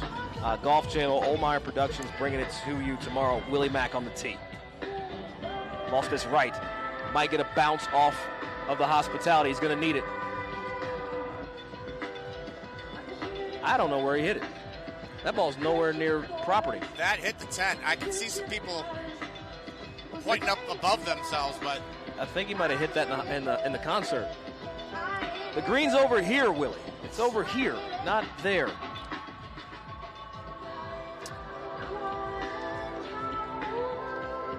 Another group kind of sitting right there. If you want to have a special round to be up atop the leaderboard, this is a crucial hole. They're 6 under right now. Strafacci and Cohen. Looking at their yardage again. This wind's again starting to pick back up. But again, if they could birdie here, put themselves at 7 under par, and then have 4 more holes to try to catch teammates Quick and Jaworski, this is going to be a pivotal hole. I talked to Tyler Strafacci yesterday, and he loves the concept. He loves everything about this, and it tests his game, tests your mental aptitude. It tests everything. It tests you, and what I appreciate about the grass leagues is the fact that you're not doing it alone. You're doing it as a part of a franchise. You're doing it as part of a team. You're not alone. You're never alone in this league, and there's something that is awe-inspiring about that. This ball just right of the flag. Wynn trying to beat it up. Landed it on the front edge and got it to spill out toward the flag. And that's you talked on it. You hit on it that the owners, the captains, the GMs, they become mentors to the golfers. When a guy plays or a gal plays in the grass clippings open, let's say, and then goes off and plays in some qualifier or plays on whatever tour, and they have a rough go at it. They get a call from a GM and says, hey, pick your head up. You're good enough. I'm not giving up on you. There's something powerful about that. No, there is something powerful about that. And it's like you gain access to a new network. It's not, and the thing is, as competitive as it is outside of the Muskies and the Horsemen, it's all love out here. Outside of those two, we've got a right ball, Wynn just riding the wave. Well, that didn't land near us. They hit 4, we see 2. Yeah, that's well, Willie, we'll have to talk to Willie later about what happened there on that stroke. There's been a lot of shots like that from some big names over the years. Tell you what, I am looking forward to the next group, though, seeing Matt Kang and Salvanera come through here, because last year McPherson got a lot of damage done with Salvanera, and they broke up the pair. He was in the qualifier. He did get picked up yesterday. He's a bluebird now. He is a bluebird. We had to double check the data to make sure we knew where he was. Yeah. It's also a very fast turn. Think about this. We were here last night about this time. Yep.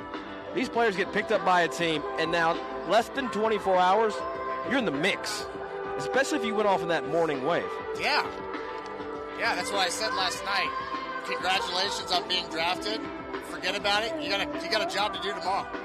And also, I've only seen one group of draft players be resituated where you and your partner were drafted together, but I'm going to make you play with this guy or gal instead. Well, yeah. I've only seen it. I haven't seen it. I've only seen one group so far. I can't remember who it was, but I did see one pair kind of resituate, and that one really surprised me. Welcome you back in here, 18 studio side. We're green side, Todd Dobson and I, Doug Smith.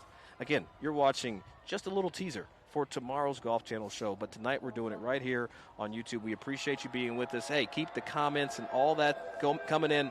We've got producers to my right that are running in all the things and questions that you have, and I appreciate that. Thanks, team. Look, phenomenal team with us this evening. How good does golf look at night? Oh, my gosh. It looks amazing out here on camera. Looks like showtime. It looks like the Lakers. You know what I mean? And it's about time someone started doing it. And I mean, it just feels cinematic, especially with these cameras and everything. It feels like. I mean, I don't know what are we shooting on here. All these cameras you're seeing cost about. Now, don't even worry about that. It costs a lot, and this is a bigger production, and we appreciate all the things right now as we get everything situated. But Doug, isn't it pretty cool if you're just sitting on your couch on a Friday night and you're looking for some sports to watch? And you can turn on some golf. Not a golf where you're hitting out a garage, in a garage or something. Yep. It's outdoors. It's on green grass. There's fans. There's meaning. Willie Mack jogging across the world.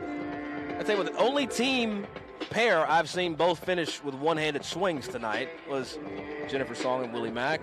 Good thing that she's a hell of an iron player. Just got away with it. And they still have a birdie look. I'll tell you a secret about Willie Mack that he's going to hate that I say out here. He gets his shorts tailored. I can't make it up. Look at it. If you look at his shorts, when he goes to putt, we'll get him on camera, but those are tailored. He takes everything he gets, he takes to an altarist, and he gets it perfectly fitted how he deems attractive. Attention to detail. It takes, how he deems attractive. But no, I mean, you talk about an absolute grinder.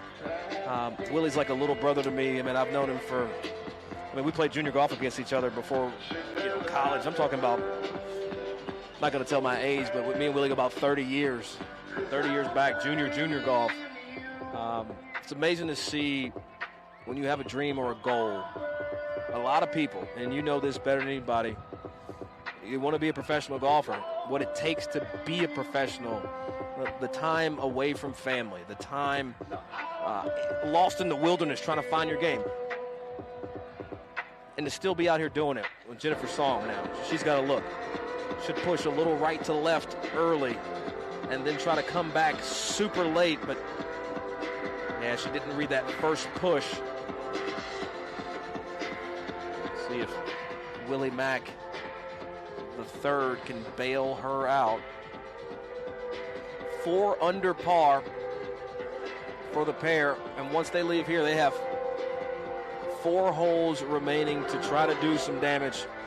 And I tell you, Todd, if you're going to do some damage 1 through 4, that's a good spot to go.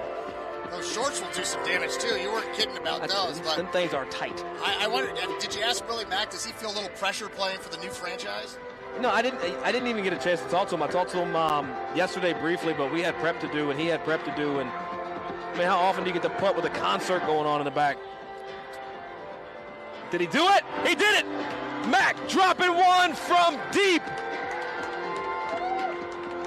That helps the scorecard. To 5 under they go.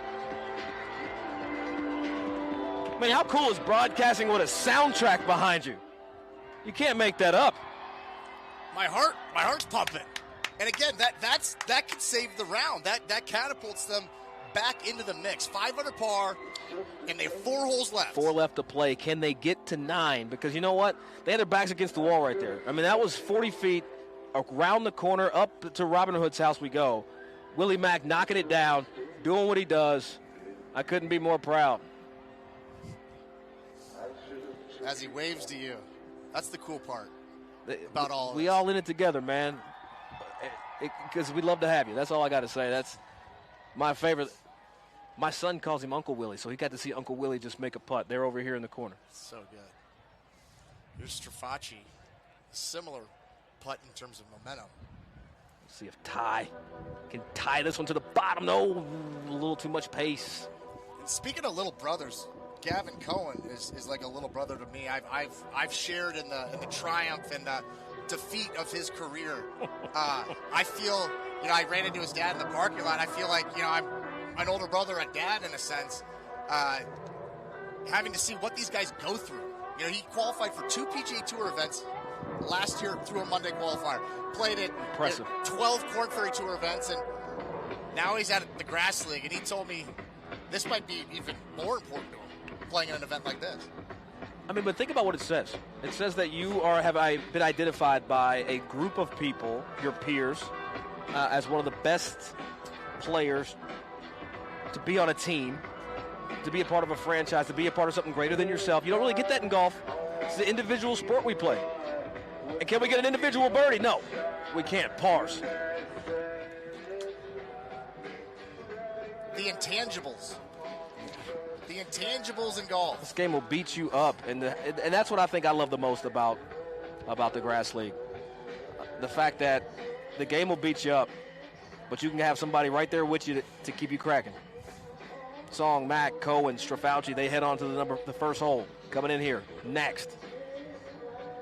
You know, and speaking about the Phoenix United, their teammates, you know, like you said, the intangibles, believing in your guys. They, you know, Quick and Jaworski almost won the 2024 GCO. And then Gavin a rough of the Phoenix United.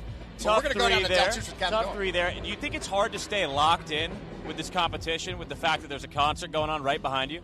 I think we all kind of engage with it. It's part of the Grass League, and it's fun to interact with the fans, and the Grass League as a whole is a great environment. So I don't think it's too much of an issue for us guys. I love that. That's a strong answer. What do you think the main difference is, difficulty-wise, in playing under the lights versus daytime? Obviously, we all kind of train during the day, so our eyes have to adjust to the lights, the shadows, and there's a lot of stuff that people don't think about, even standing over the ball. The depth perception from your eyes to the ball is a little different, but you know, it's all part of the fun, it's all part of the game, and we're all playing under the same environment, so there's no excuse for it. Well, that's Gavin, folks. What an interview. Thank you. Back to you guys. Appreciate it. And it's tough not to be a huge fan of Gavin Cohen. And the interesting part is, you know what I love about sports, and I think you probably do too, is like the rumor mill. Where's someone going to go? Are they going to leave? Like the DJ Lances and the Cody Mosses. Gavin Cohen came into this offseason saying he wanted to play in the Grass League, and it was known to all franchises. It was made known to all franchises. His best friends play for the LA Roses. He sat around, waited for the phone call, for the phone call, never came. And then, you know, someone like myself starts putting things out there. Hey, this guy's got the credentials. And that's why you're so important, too, just to start the rumor mill, to get it going. And so he got a call from Phoenix United, and they cemented a 2-year deal. That's awesome. And that's another cool part. You know, his teammate as well, Will Kropp, signed a 2-year deal with a team option on for the third. Would you ever have thought we'd be saying stuff like that? No, never. Back in 2024? And we're talking about a guy that played the Corn Ferry Tour in 2025, went to Loyola, Marymount, record holder, 2-time collegiate winner. You go back to him as a kid, he won the Arizona High School State Championship. I mean, this guy's a gamer, couldn't find a team. Glad he found a home. These guys, all they do is win, and here's your boy, Matt Kang. There we go. We'll see if he's going to hit some trap draws. Matt Kang, part of the sniper gang. Michigan Auto Aces picked him up a few months back. Kang bouncing it off the hospitality, back left corner. That might be the way to play the hole. He has no idea that that's on the green. Now he does. And this storyline continues to develop. You know, Gabe Salvanera, and you did it last night. You were like, Salvanera, McPherson, you know, tied 8, tied 12. They're right there in the mix. Yeah. And then we're looking at the scoreboard. You take McPherson out, who's arguably the best putter in the league, and you insert Matt Kang, and they're sitting at 3 under par through 14 holes. And, you know, that's the beauty about the league. You start rolling the dice, and every so often you're going to come up crap. And what I'd say is, if they wanted McPherson back, it'd be they'd have a lot of crawl back to get him back to come back to Michigan. If there's a favorite swing I have in the field, this might be very close to being the one I do like. Man, they got crispy new shoes on for the Michigan Auto Aces. Look at them. Love that camera angles. Just loves how he gets through the ball, flighting one down. Got his eyes on it. I'll tell you, that front corner of this screen is landing a little softer than say 5-6 feet short of the flag. You can see it from here, from this vantage point, the difference in color. It's pretty green down there. It's just to brown out right where the balls are landing if they're going to have a chance to go in for a hole-in-one. But this next group is a very interesting group. We got Evan Thompson, the former football player turned golfer. Turned influencer, creator. He's a content creator. I give him more content creator than influencer. Oh, yeah. I mean, I don't even think these terms we try to use, he could play golf. No, dude, the guy shot a YouTube video playing in the U.S. Open qualifier last year. Wore a mic during the qualifier, had someone shoot it from outside the ropes, and won the qualifier. This guy is an absolute gamer. I do love how tornadic his swing is. Reminds me of Victor Hovland. Yeah. See, that's some content creation I can get behind. Going out and qualifying. Yeah, I want to see that. I want to see this go in. Oh, man. E.T. hit it right there where we saw Aaron Hicks not too long ago make a putt from. That's just inside that mark where the Roses, Marty Sanchez, Aaron Hicks were able to get the deuce. And here's a guy he's playing with now who's the captain of the Strikers, Andrew Augustiniak, who was drafted last year after he qualified in. This guy grew up playing this golf course as a kid, won his first golf tournament here, played college golf at University of Nevada, and he is now dedicated everything other than his family. He's dedicated to the Grass League. Yeah, captain of the Scottsdale Strikers, Augustiniak. It knows this golf course better than anybody. I'll tell you, it's the players like him that really had to appreciate how everything was redone. Caught a little heat there. That one long into that dormant Bermuda. We are at that time of the year. If you do see some brown areas in our coverage, this is the time of year in Phoenix where the heat starts to pick up a bit. The overseeded rye that you see at the WM Phoenix Open, how green and lush it is, that's when that rye dies off. It burns out when the temperatures get above 80 degrees, and what's left is sleeping Bermuda, and that's what you see. The course is not in bad shape. The Bermuda just hasn't popped yet, but we're going to throw some nitrogen down here pretty soon and get this thing to green up, and that'll be every course here in the Valley. And say on a night like tonight, being in this valley is really where you want to be. And I'd like to ask you a question, Doug, in terms of, there's 3 major championships in the Grass League for now. Yep. And there's 4, obviously, in traditional golf. Where would you categorize this, in relation to what? Is this the U.S. Open? Is this the British Open? Is this the... That's a hell of a question. I'm going to throw you a curveball. Okay. This is the Players' Championship. If you want to go through and weight things and try to understand what the hell this is, I feel like the Players is owned by the PGA Tour. It's owned by the league. It's put on for the players of the PGA Tour. And I think that a lot of the Grass League events, the championships, the tournaments that the league puts on, I don't think it's a selfish thing they do. I think it's a selfless act. The Grass League and the owners, they intended to build community. They intended to bring people together through golf to inspire healthy competition in phenomenal conditions. And so, long-winded way to say that, to me, this is the Players' Championship. Is that a nice way of saying you're not a major championship yet, but you can still lobby for it?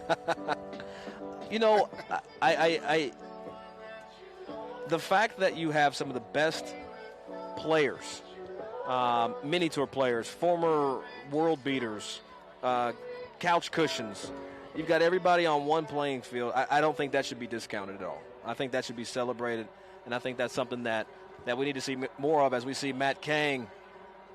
Well, somehow magically he's got a putt, and I tell you what, I bet Evan's shooting this right now. You're going to see a Grass League round 1 on his YouTube here soon. This music is just kind of setting the scene for this upcoming putt. This is the best background music anybody could have ever asked for. This is as good as it gets.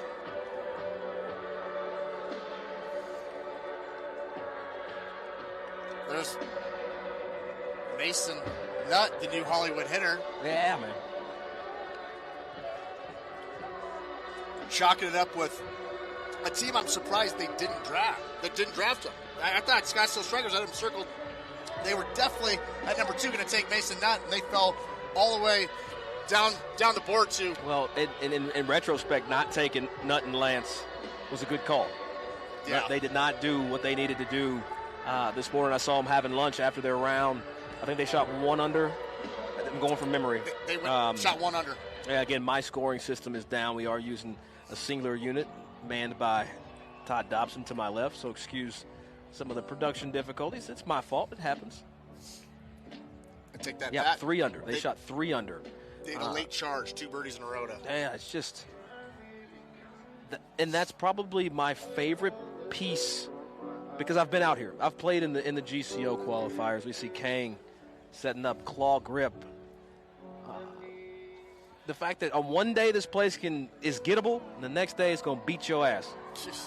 One day you feel like you could play on tour, and the next day you want to sell your clubs. And either way, you come back the next day. You might come back with a new putter, or a new wedge. There's something beautiful in that again, the triumph and the failure are as important. They can both be celebrated, and when golfers are able to realize that, that's when they become dangerous, and they can win anything. I just can't believe my kid's at a concert right now. How cool is that? Salvanera. Trying to make it happen. Gang already missed. Salvanera giving it a go. Can he find it? Sure does. Beautiful birdie right there. Gabe Salvanera getting his homies back. Kang did nothing. Salvanera said, I got you. Put you on my back right here at the 18th. Never say die. And there's Kang celebrating for the camera. Like he did something. No offense, Matt, you didn't do anything. You did absolutely nothing. Oh, he hit the shot. Off the hospitality. Smart play. Okay, yeah, well done. But you can see the emotion there. Like, the Auto Aces want to win this tournament. It definitely Gabe Salvanera. And I'm in the back of his head, he's thinking, did we make the right decision moving on from McPherson?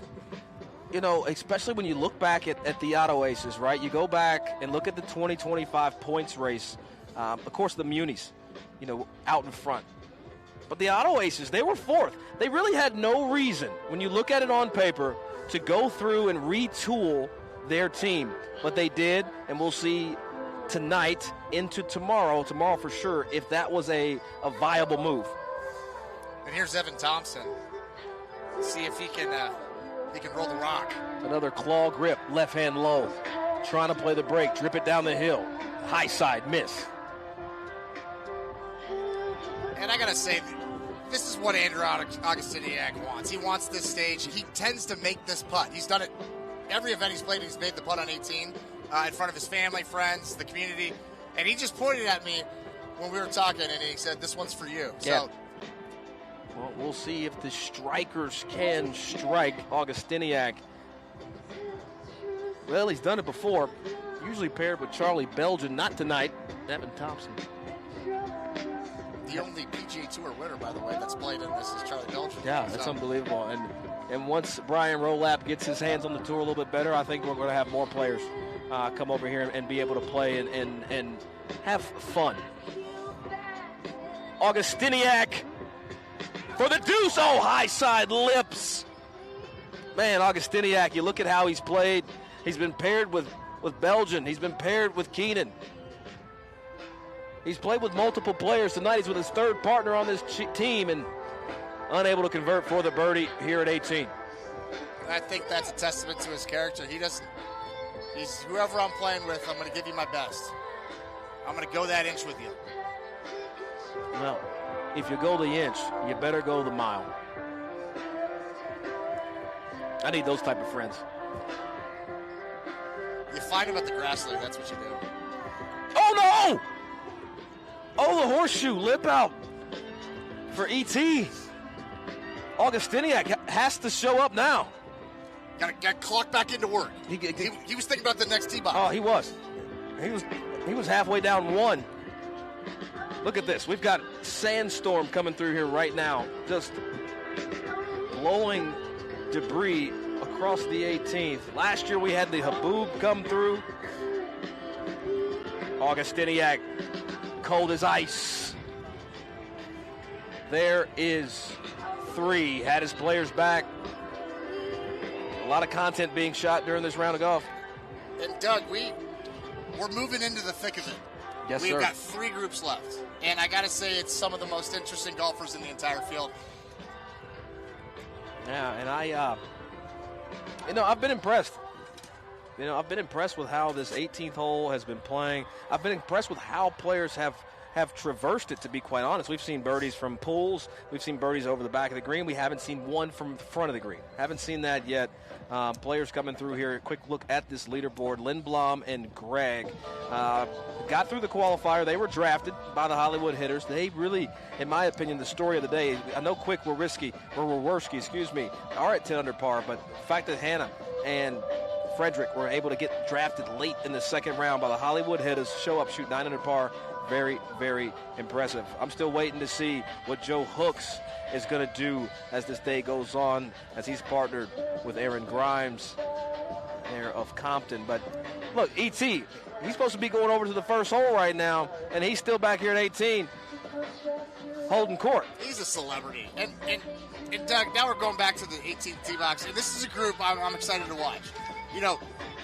The Hollywood Hitters lose Colt Knost, and you would have thought that is the end of the world. We might as well sell the franchise, shut it down. You know what Brad Doxeter and John Mallinger said? They said, hey, we're not done. We might find a better guy. John Peterson, Jonathan Randolph. Ever heard of him? No. And so not till then. No, well, I did my research. And they're here. And talk about guys that are made for the grass league. What makes up guys? When you say that, it piques my interest. What makes a great grass league player? So, as we look at Jonathan Randolph, I'd say a great grass league player, you could argue, is the guy that's good with, the flat stick and with wedges and everything. But more so, I'd say it's someone who's dealt with adversity, as Randolph kicks it off the bank like he's played it every night. Bro, that's the way to play the hole. Who's dealt with adversity. As we know, playing professional golf it's tougher than hell. And when you lose status, got to go back to Korn Ferry, earn it back. The guys went back, ping-pong back and forth between the PGA Tour and the Korn Ferry Tour, and Jonathan Randolph, one of the best golfers to come out of Ole Miss.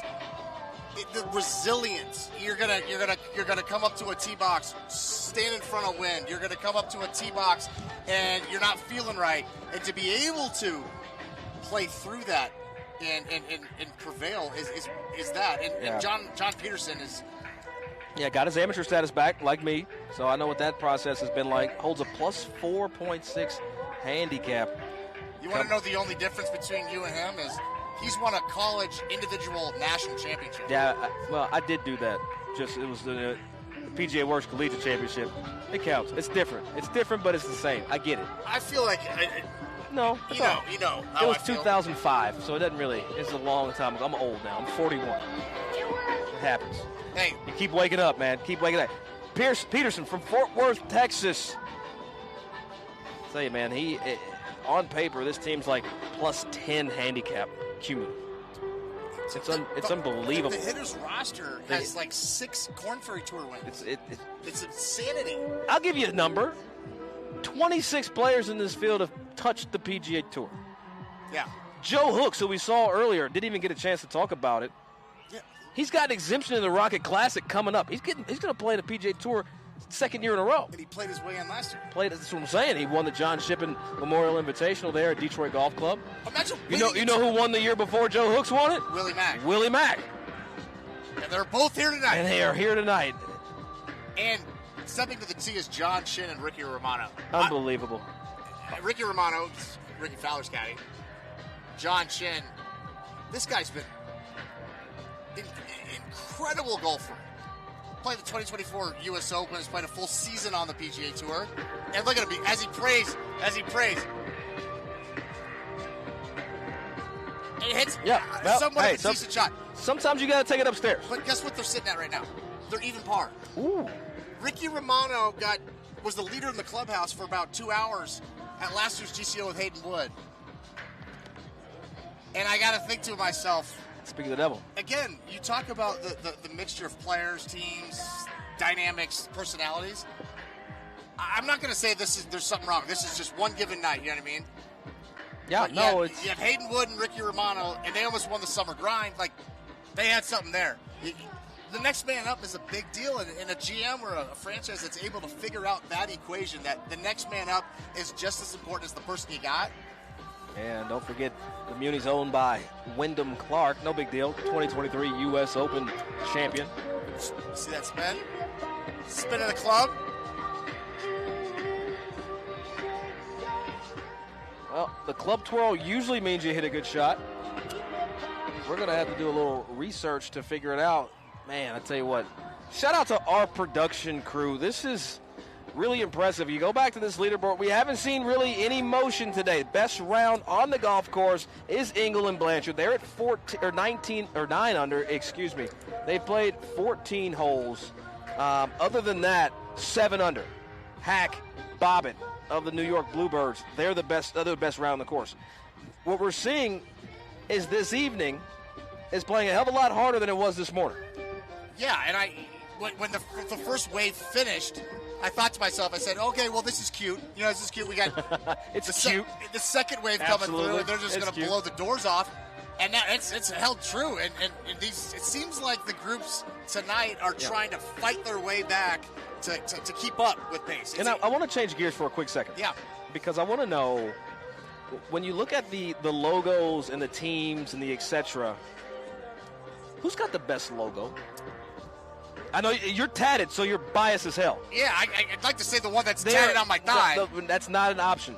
No, you cannot use the Minnesota Muskies as the best one. They are ineligible for this conversation. 10 other teams.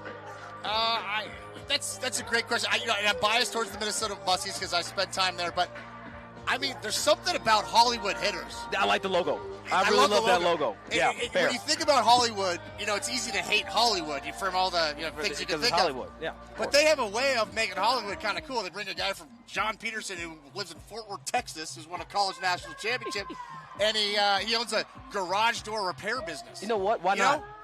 You know what? I've actually used a guy for a garage door repair. It happened. Long story, but I had to get my garage door knocked off the hinges, and then they had to reattach it and reaffix the struts on the side. So I'm a big fan of garage door repair people. Wait. Look at John Chin. He's looking for his ball or looking for a friend. Hit someone in the head? Oh, man. He are they all right? Domed somebody on the head. We're gonna get in here tight.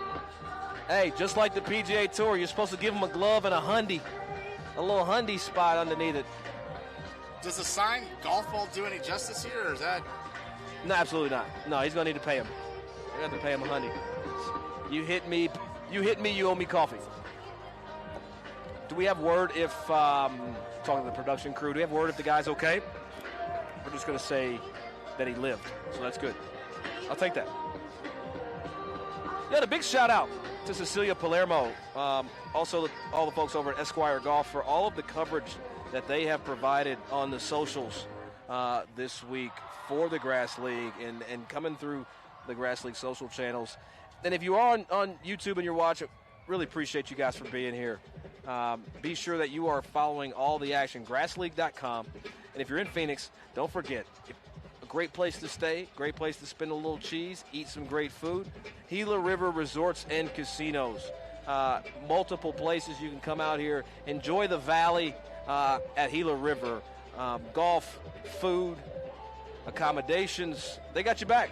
Why not come out to Arizona and spend some time at Gila River Resorts and Casinos? And we're taking a look at John Peterson and Jonathan Randolph, and they just look like they're veterans out here. They look like they've been here before. And, I mean, they've played at the highest level. And it's just fun to see them kind of seem re-engaged with the game of golf, Yeah, no, look, we touched on it earlier, and the fact is, look, and I'm going to be so bold to say, part of me getting my amateur status back, a piece of me was hopeful to play on a franchise team as an amateur. I'm going to be honest. I wanted to go back.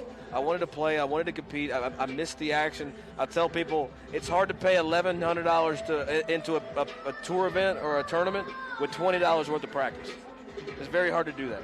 And part of the wait was being able to have an opportunity to play here in the Grass Clippings Open. And so this is an event that has breathed life back into many of players. I'm one. It's had to breathe life into you as a journalist covering this. This has had to be so exciting to see names you know or knew back playing golf. And you said it perfect. It's like someone like yourself going from pro back to amateur, so just looking for something. And as a journalist, you're looking for those types of stories. You're looking for those types of people, and be able to share it with the world. And yeah, I mean it's something special that they've built, and kudos to the Halston brothers, Pete Wilson. All the folks that came together back in 2023 and said, hey, we're going to do something about this. And Connor Riley and Jim Riley, there you go. Jim Hazelton. Can't forget all of them Gary people. Linhart, Jake Gallagher. It's just I'm just reading the notes. No, I know. You're the journalist here. No, I know. It's just, it's crazy. But I tell you what, that Pete Wilson, though, I mean, what a guy. What a guy. Did a lot for this league. And tell you, double shotgun today, just to give you some more information. We went off at 11 o'clock, and then we came back, teed off at 5 o'clock. So that morning wave definitely, course playing about a shot and a half, 2 shots harder this afternoon in that 5 o'clock wave. I'm making that number up. It's loose math, but I'm just looking at the shit, and that's what I see. That's fair. I mean, the amount of notes you've lost in this booth, it's fair to say that's been playing a little bit more that's difficult. where I'm at with it. And here's Ricky Romano again. Ricky Fowler's caddy is... It must be nice to have a team event this week and Fowler taking the week off as Romano coaxing one next to the hole. I really appreciate the synergy, though, between the PGA Tour having the Zurich Classic, a team event, and then we have the Grass Clippings Open in concert with that. It's right on the backside of March Madness. A lot of team vibes I'm getting right here, right now, Todd. The orchestration to work together as two organizations to come together. Yeah, I wish that was the case, but I think not in the not-so-distant future we can have cooler heads will prevail. And once they realize the place where this comes from, the foundation, the point of this whole league, they will agree and its purpose and its meaning of the game. Yeah, great view. Stay up. Get money. Dome pieced. Chin in the bottom for the deuce. Again, you see that birdie there? We're going to have more of those for you tomorrow all over the golf course. We're going to be on Golf Channel, 6 p.m. Pacific time to 9 o'clock. It's going to be Todd Dobson, Dahl Touche, Nate Hill, the beautiful, Paige Spiranek, and your boy Dougie Fresco, all bringing it to you right on golf. They're going to hate us tomorrow because we're going to bring a tournament unlike Golf Channel's seen before. And we're going to do it in a way that's going to be memorable and absolutely epic, as that one just slides by the hole. And when we come on the air tomorrow, it's going to be coming hot. We're coming in hot. Guys coming down the gauntlet to try to win this tournament. And if you know anything, when Paige shows up at the booth, the wind picks up. Yeah, we had a decade I don't need storm. no more wind. Like, keep Paige ass away from the booth because right now it's windy enough. Yeah. No, I can't wait. No, Paige is fantastic. I've followed Paige a long time, and it's an absolute honor to work alongside of somebody like Paige. And don't forget, Paige got game too. She'd be out here busting somebody's ass if she was in the field right now. We saw how she's played in these Creator Classics. Yeah, I wouldn't talk smack to Paige because she former pro golfer. But you know what? She's still a pro golfer. I'm not letting Paige did not apply for her amateur status back. She is still a professional golfer. That's all I'm saying right now. And speaking of the one and only Paige Spiranek, hi Paige, welcome in. Hopefully we'll be able to hear her. He'll put her in the middle, of course. Paige jumping in the booth. We're going to situate some things around, and she's going to have the headset. She's going to have the microphone so you guys can hear her. We'll hear her. We're going to bring it up here momentarily when we get everything set up. Grass League 2026, Grass League's open. Drew Stoltz has arrived to the 18th tee. The Sleeves, paired with Drew Kittleson, Cameron Siss, and Mr. Epson. They are all on the 18th tee. Todd Dobson, Doug Smith, and now we're joined by Paige Sporadic. Paige, what's happening? Thanks for having me. Pick something to talk to. Right now, we've had, look, what our team has been able to do has been absolutely remarkable with the audio to make sure that this comes out live. But tomorrow, us three, Dahl Touche, Nate Hill, we're on Golf Channel. What are you looking forward to bringing to the audience tomorrow, Paige? I think tomorrow is going to be absolutely incredible. It's been tough out there for these guys, and they are struggling, the afternoon guys, and I think that they're going to be determined to post the number early, and I think we're going to see some really, really low scores. Tomorrow's weather forecast is set to be the same as it is right now. Currently, wind at 6 miles an hour. We're at 77 degrees. 6 miles per hour. That's what the weatherman is saying. Look, this is Apple weather, so y'all might want to fix y'all stuff. But it's going to be a similar evening. We know you bring the wind. What are you expecting to see? Where will this number be, Paige? 18, 19. 18, 19. Todd, I'm going to ask you the same question. I like that a lot. I thought 10 under was shot with ease this morning, but having watched what's happened tonight, another 10 under for like a Quicken or Worski is going to be very difficult to do. So I think an 18 or 19 under, and I think we see a playoff tomorrow night. Okay, I don't mind that. Paige, I want to ask you here right in front of Mr. Dobson, what is it about this Grass League that is so electric that is bring players from all over the country just to play for 2-3 days at a par 3 course?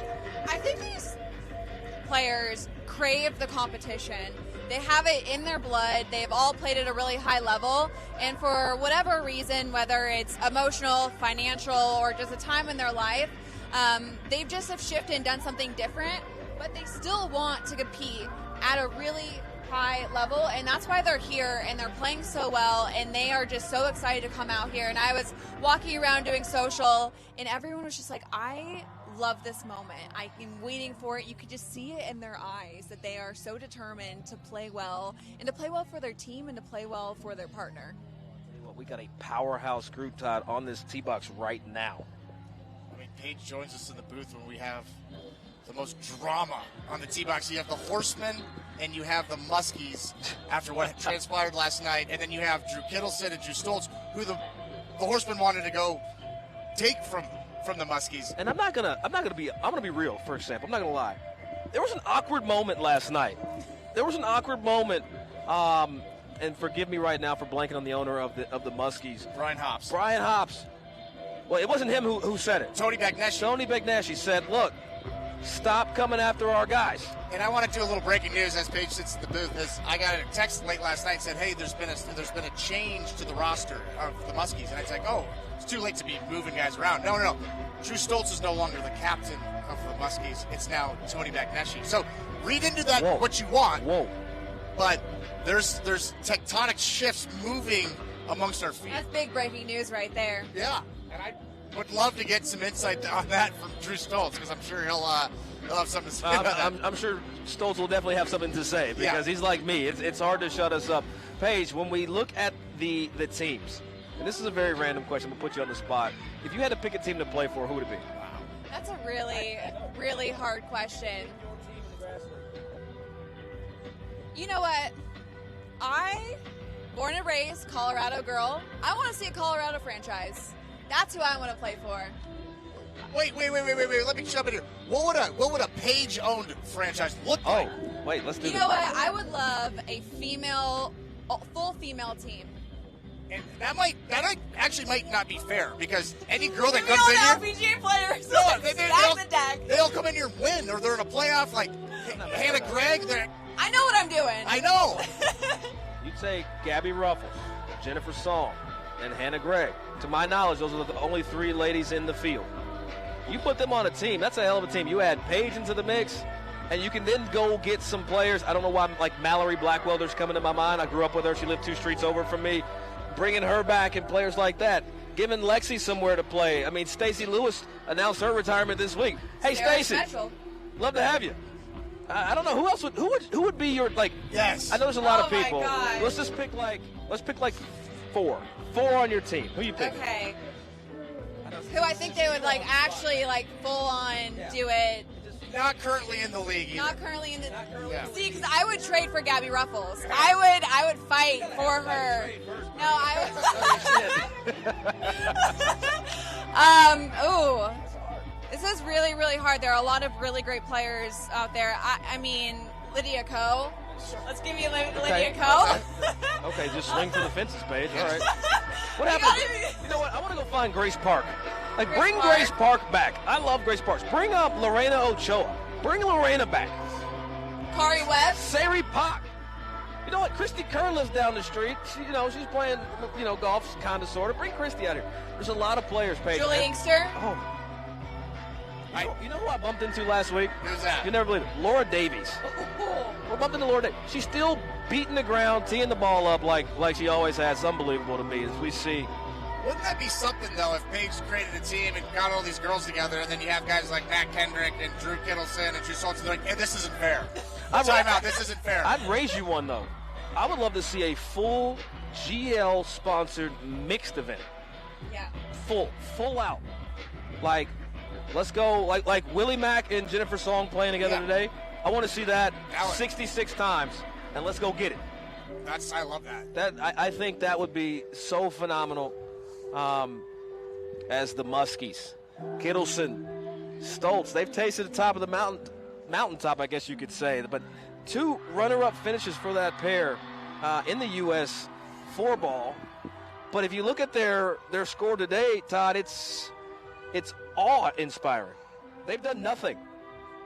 And sometimes, when the drama picks up and you start saying stuff maybe you want to take back, the pressure builds, and it seems like they only have 2 birdies on the night. Paige, looking at this scorecard for Drew Kittleson and Sleaze, I mean, yes, 2 birdies, but what really stands out to you here? They've done nothing. It's a lot of threes. It's a lot of threes. A lot of threes. They've done nothing. They've accomplished nothing. It looks like they've been hanging on for dear life. Yeah. They birdied their first hole, that's worth mentioning. Yeah, so they've had 2 birdies. You never want to birdie the first hole. I am a strong believer. What? Hold on, say more. Every time I have birdied the first hole, it's been a terrible round. Every single time. That's going to be my new philosophy. Try to bogey. No, if you bogey, I'm bogeying this you're bitch straight out the free, gate. you All right, free no. yourself. But when you birdie, it's just all stress from there. I'll give you a random thing. Okay? I'd rather make a bogey before a birdie. 100%. Give me a bogey on the first See, hole. we're the same, Paige. Best round of my We're life. the same cat. All my worst rounds have started with a birdie. What And if all your also best a rounds really started pure range session. If I'm curing it on the range, it's going to be a horrible, horrible day. Here's Cameron Sisk, the new addition to the Horsemen. Worth mentioning, he's a 3-time All-American from at ASU, or former collegiate golfer at ASU. 3-time All-American. And he's joining the Horsemen. So the Horsemen got to upgrade it, wouldn't you say? A lot of the teams this year, I feel like they're putting a lot of really great players in, and the Hollywood hitters, they did a big reshift, and they were saying there's like over 700 PGA Tour starts between them. 6 Corn Ferry Tour wins. They could compete on the Live Tour right now, Impressive. as is. Now, I will say the body language of these 2 besties right here, in Kittleson and Stoltz, something just seems a little off. There's that flow, that bounce that they usually have in their step. You can see clearly, Paige, it's just not here. Stoltz now for the birdie. I think it's the visor with the backwards hat. Just doesn't work together. I feel like that putt right there was indicative of what we've seen from their scorecard all day. If we were able to go look at this round, I bet it would be a bunch of burnt edges. It's Kittleson missing left, Stoltz missing right.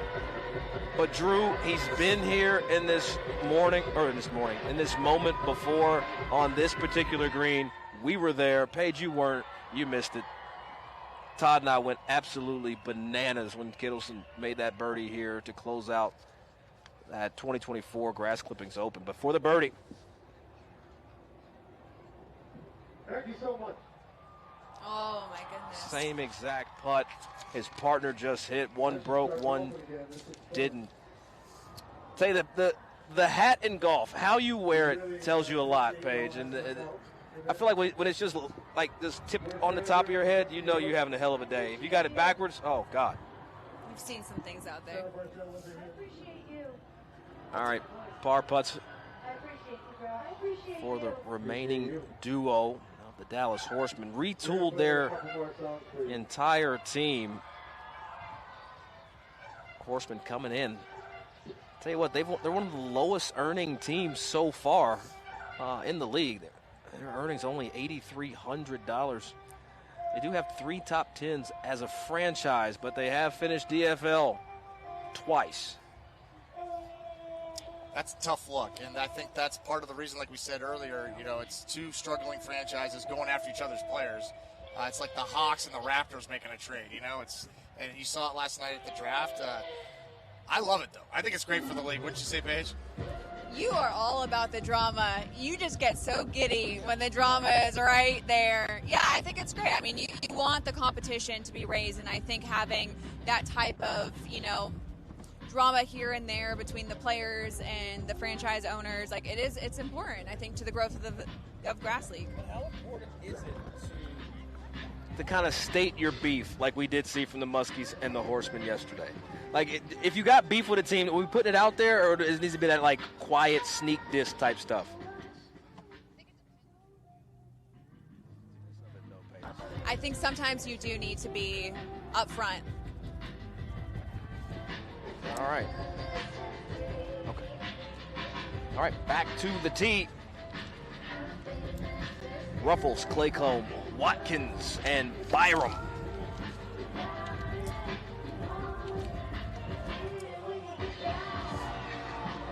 And this is...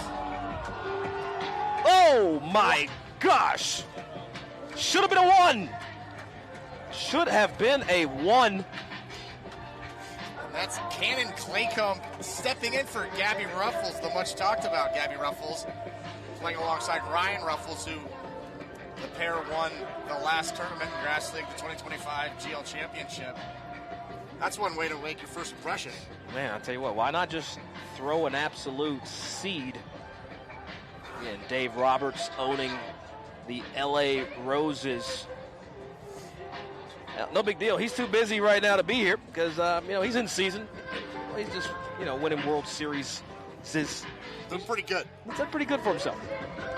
How exciting was it, though, when you have a guy with the notoriety, the respect of Dave Roberts to say, hey, I'm going to buy a team. I'll own a franchise. I'm a huge baseball fan, and so he's also an investor in the golf course. Oh. And so he's really sunken his roots into this. Hey, that's 2 good ones, though, right there. Yeah. Wow. Yeah. He demands excellence out of his players. But, yeah, Dave Roberts is there's a reason why he's the coach of the most expensive baseball team ever assembled. He's a hell of a leader. But, yeah, it was a huge nod to the league. And I got to play in the Good Desert Open with him. How good was that? Oh, my God. We shot 1 under, but we didn't scare anybody, but we had an absolute blast. I mean, that guy, you could spend a week with him. I was hitting balls at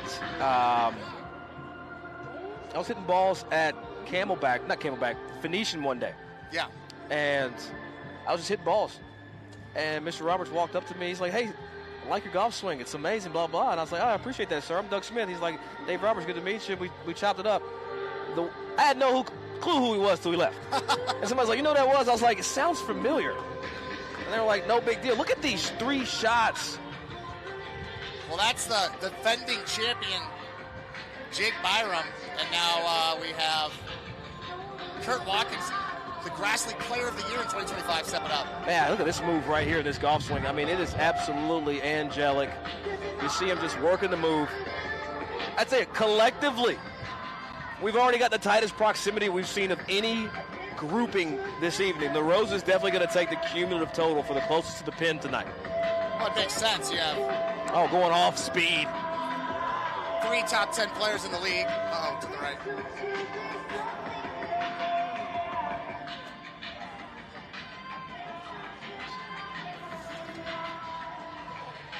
But again, two groups that have champions in it.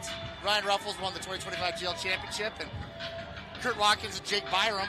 Jake Byram, son of Kurt Byram, won the 2025 Grass Clippings Open in dramatic fashion right here on the screen when they baited absolute mind-boggling. Where was it? Where was the putt? It was from back left, right? Back left to a similar pin, maybe a little bit deeper down into the crevasse, but Kurt Watkins hit a putt that went in, and if you missed it, it would have been they would have been 30 yards off the green. Something we haven't talked about tonight. Distance. How much land do we have here? 99 acres. We've got 99 acres. But what does the course play to total distance? Total distance. You're going to really put me. I'm putting you on the spot. Yeah, no, I got to. You got to go reach the GCO notes. It's not too far away. Yeah, it's got to be. Yeah, probably what 2,700 yards, something like that. 20 precisely. See, I can guess. Right out of my mouth. I'm a great guesser. Yeah, sometimes you got to do what you got to do. I've been stumped, and it's bound to happen. Yeah, just 26 and change. No, but it'll test everything. It'll test you, shortest hole's 100 yards, longest holes you can play it to 210 on a long day, and then everything in between. In this hole, it plays anywhere between 165 to 180, but then you account for the wind, and then it becomes a much different conversation. And the elevation. I think one of the things a lot of people, when they come to the valley, they don't factor in how high you are. Right now, where we're sitting, we're at 1,200 feet elevation. Downtown Phoenix, for those that haven't been here, it's about 800 feet. But if you go north and you start getting into North Scottsdale and Desert Mountain, you can find yourself quickly at about 3,800 square feet, 3,800 feet in elevation. As I guess our second to last trio. This is our last trio. Our last trio. Jeez, this went fast. Can it be? And look at who's on screen right there. As you're panned away from him. But the caddy for Jake Byram right now is Michael Fiegels. And he's just into frame right there. Michael Fiegels was on the New York Bluebirds last year. Yes, he was. 2025 GCL. And then he couldn't play anymore. Because in my mind, he graduated. He moved on. We're always here for him, though. He's got full status on the court for it. What happens? You got a launching pad, will you? Precisely. A lily pad. A trampoline. It's a trampoline. When you fall, we're there to pick you up. It's the best thing I've heard. It's a good place to come just to play. Rolling Hills. Book your tee time. Managed by Troon Golf. Big shout out to Troon. Bigger shout out this week to Gila River Resorts and Casinos for sponsoring this year's event. It's been an absolute pleasure bringing you this featured hole tonight. Todd Dobson, Paige Sporanic, who you saw earlier. You even saw Nate Hill. You saw Dahl Touche, Dougie Fresh. We're going to be on the Golf Channel tomorrow from 6 p.m. Pacific time. And we're going to take it all the way to 9 o'clock. And at that hour, well, damn it, I hope we have a champion. I hope we have the 2026 GCO champion crowned right here at Grass Clippings. Jake Byram's going to go first, and this is to keep their round somewhat relevant in the grand scheme of things. They're at 4 under. This could push them to 5.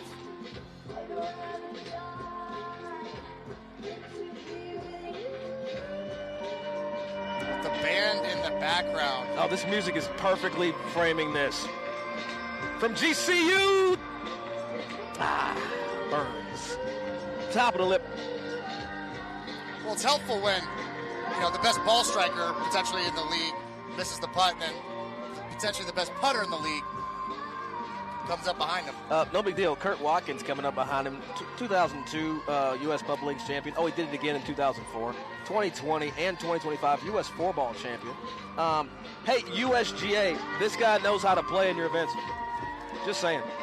You left out the fact that he was the 2025 Grass League Player of the Year. I was going to say that after he made the putt. Okay. You messed up my momentum, but he missed it, so I wouldn't have said it anyway. So thank you for adding that. Wow. Missed opportunity. Huge missed opportunity for the New York Bluebirds here at 18.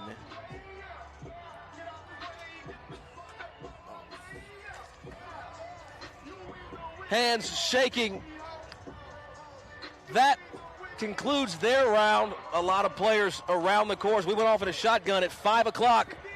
5 o'clock we went off. It actually went off more about 5:15, 5:17. We got balls in the air. Played that in 4 hours on the dot. Par 3, 18 holes under the lights. We were treated. I got to sit next to Todd Dobson. I got to see some birdies be made.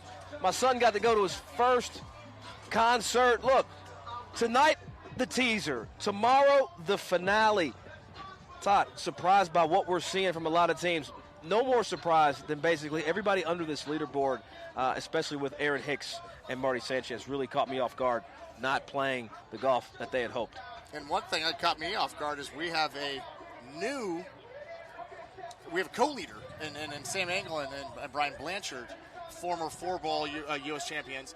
I've been hard on them in their last performances. It's great to see that they're posting a number in the conditions, tied for the lead.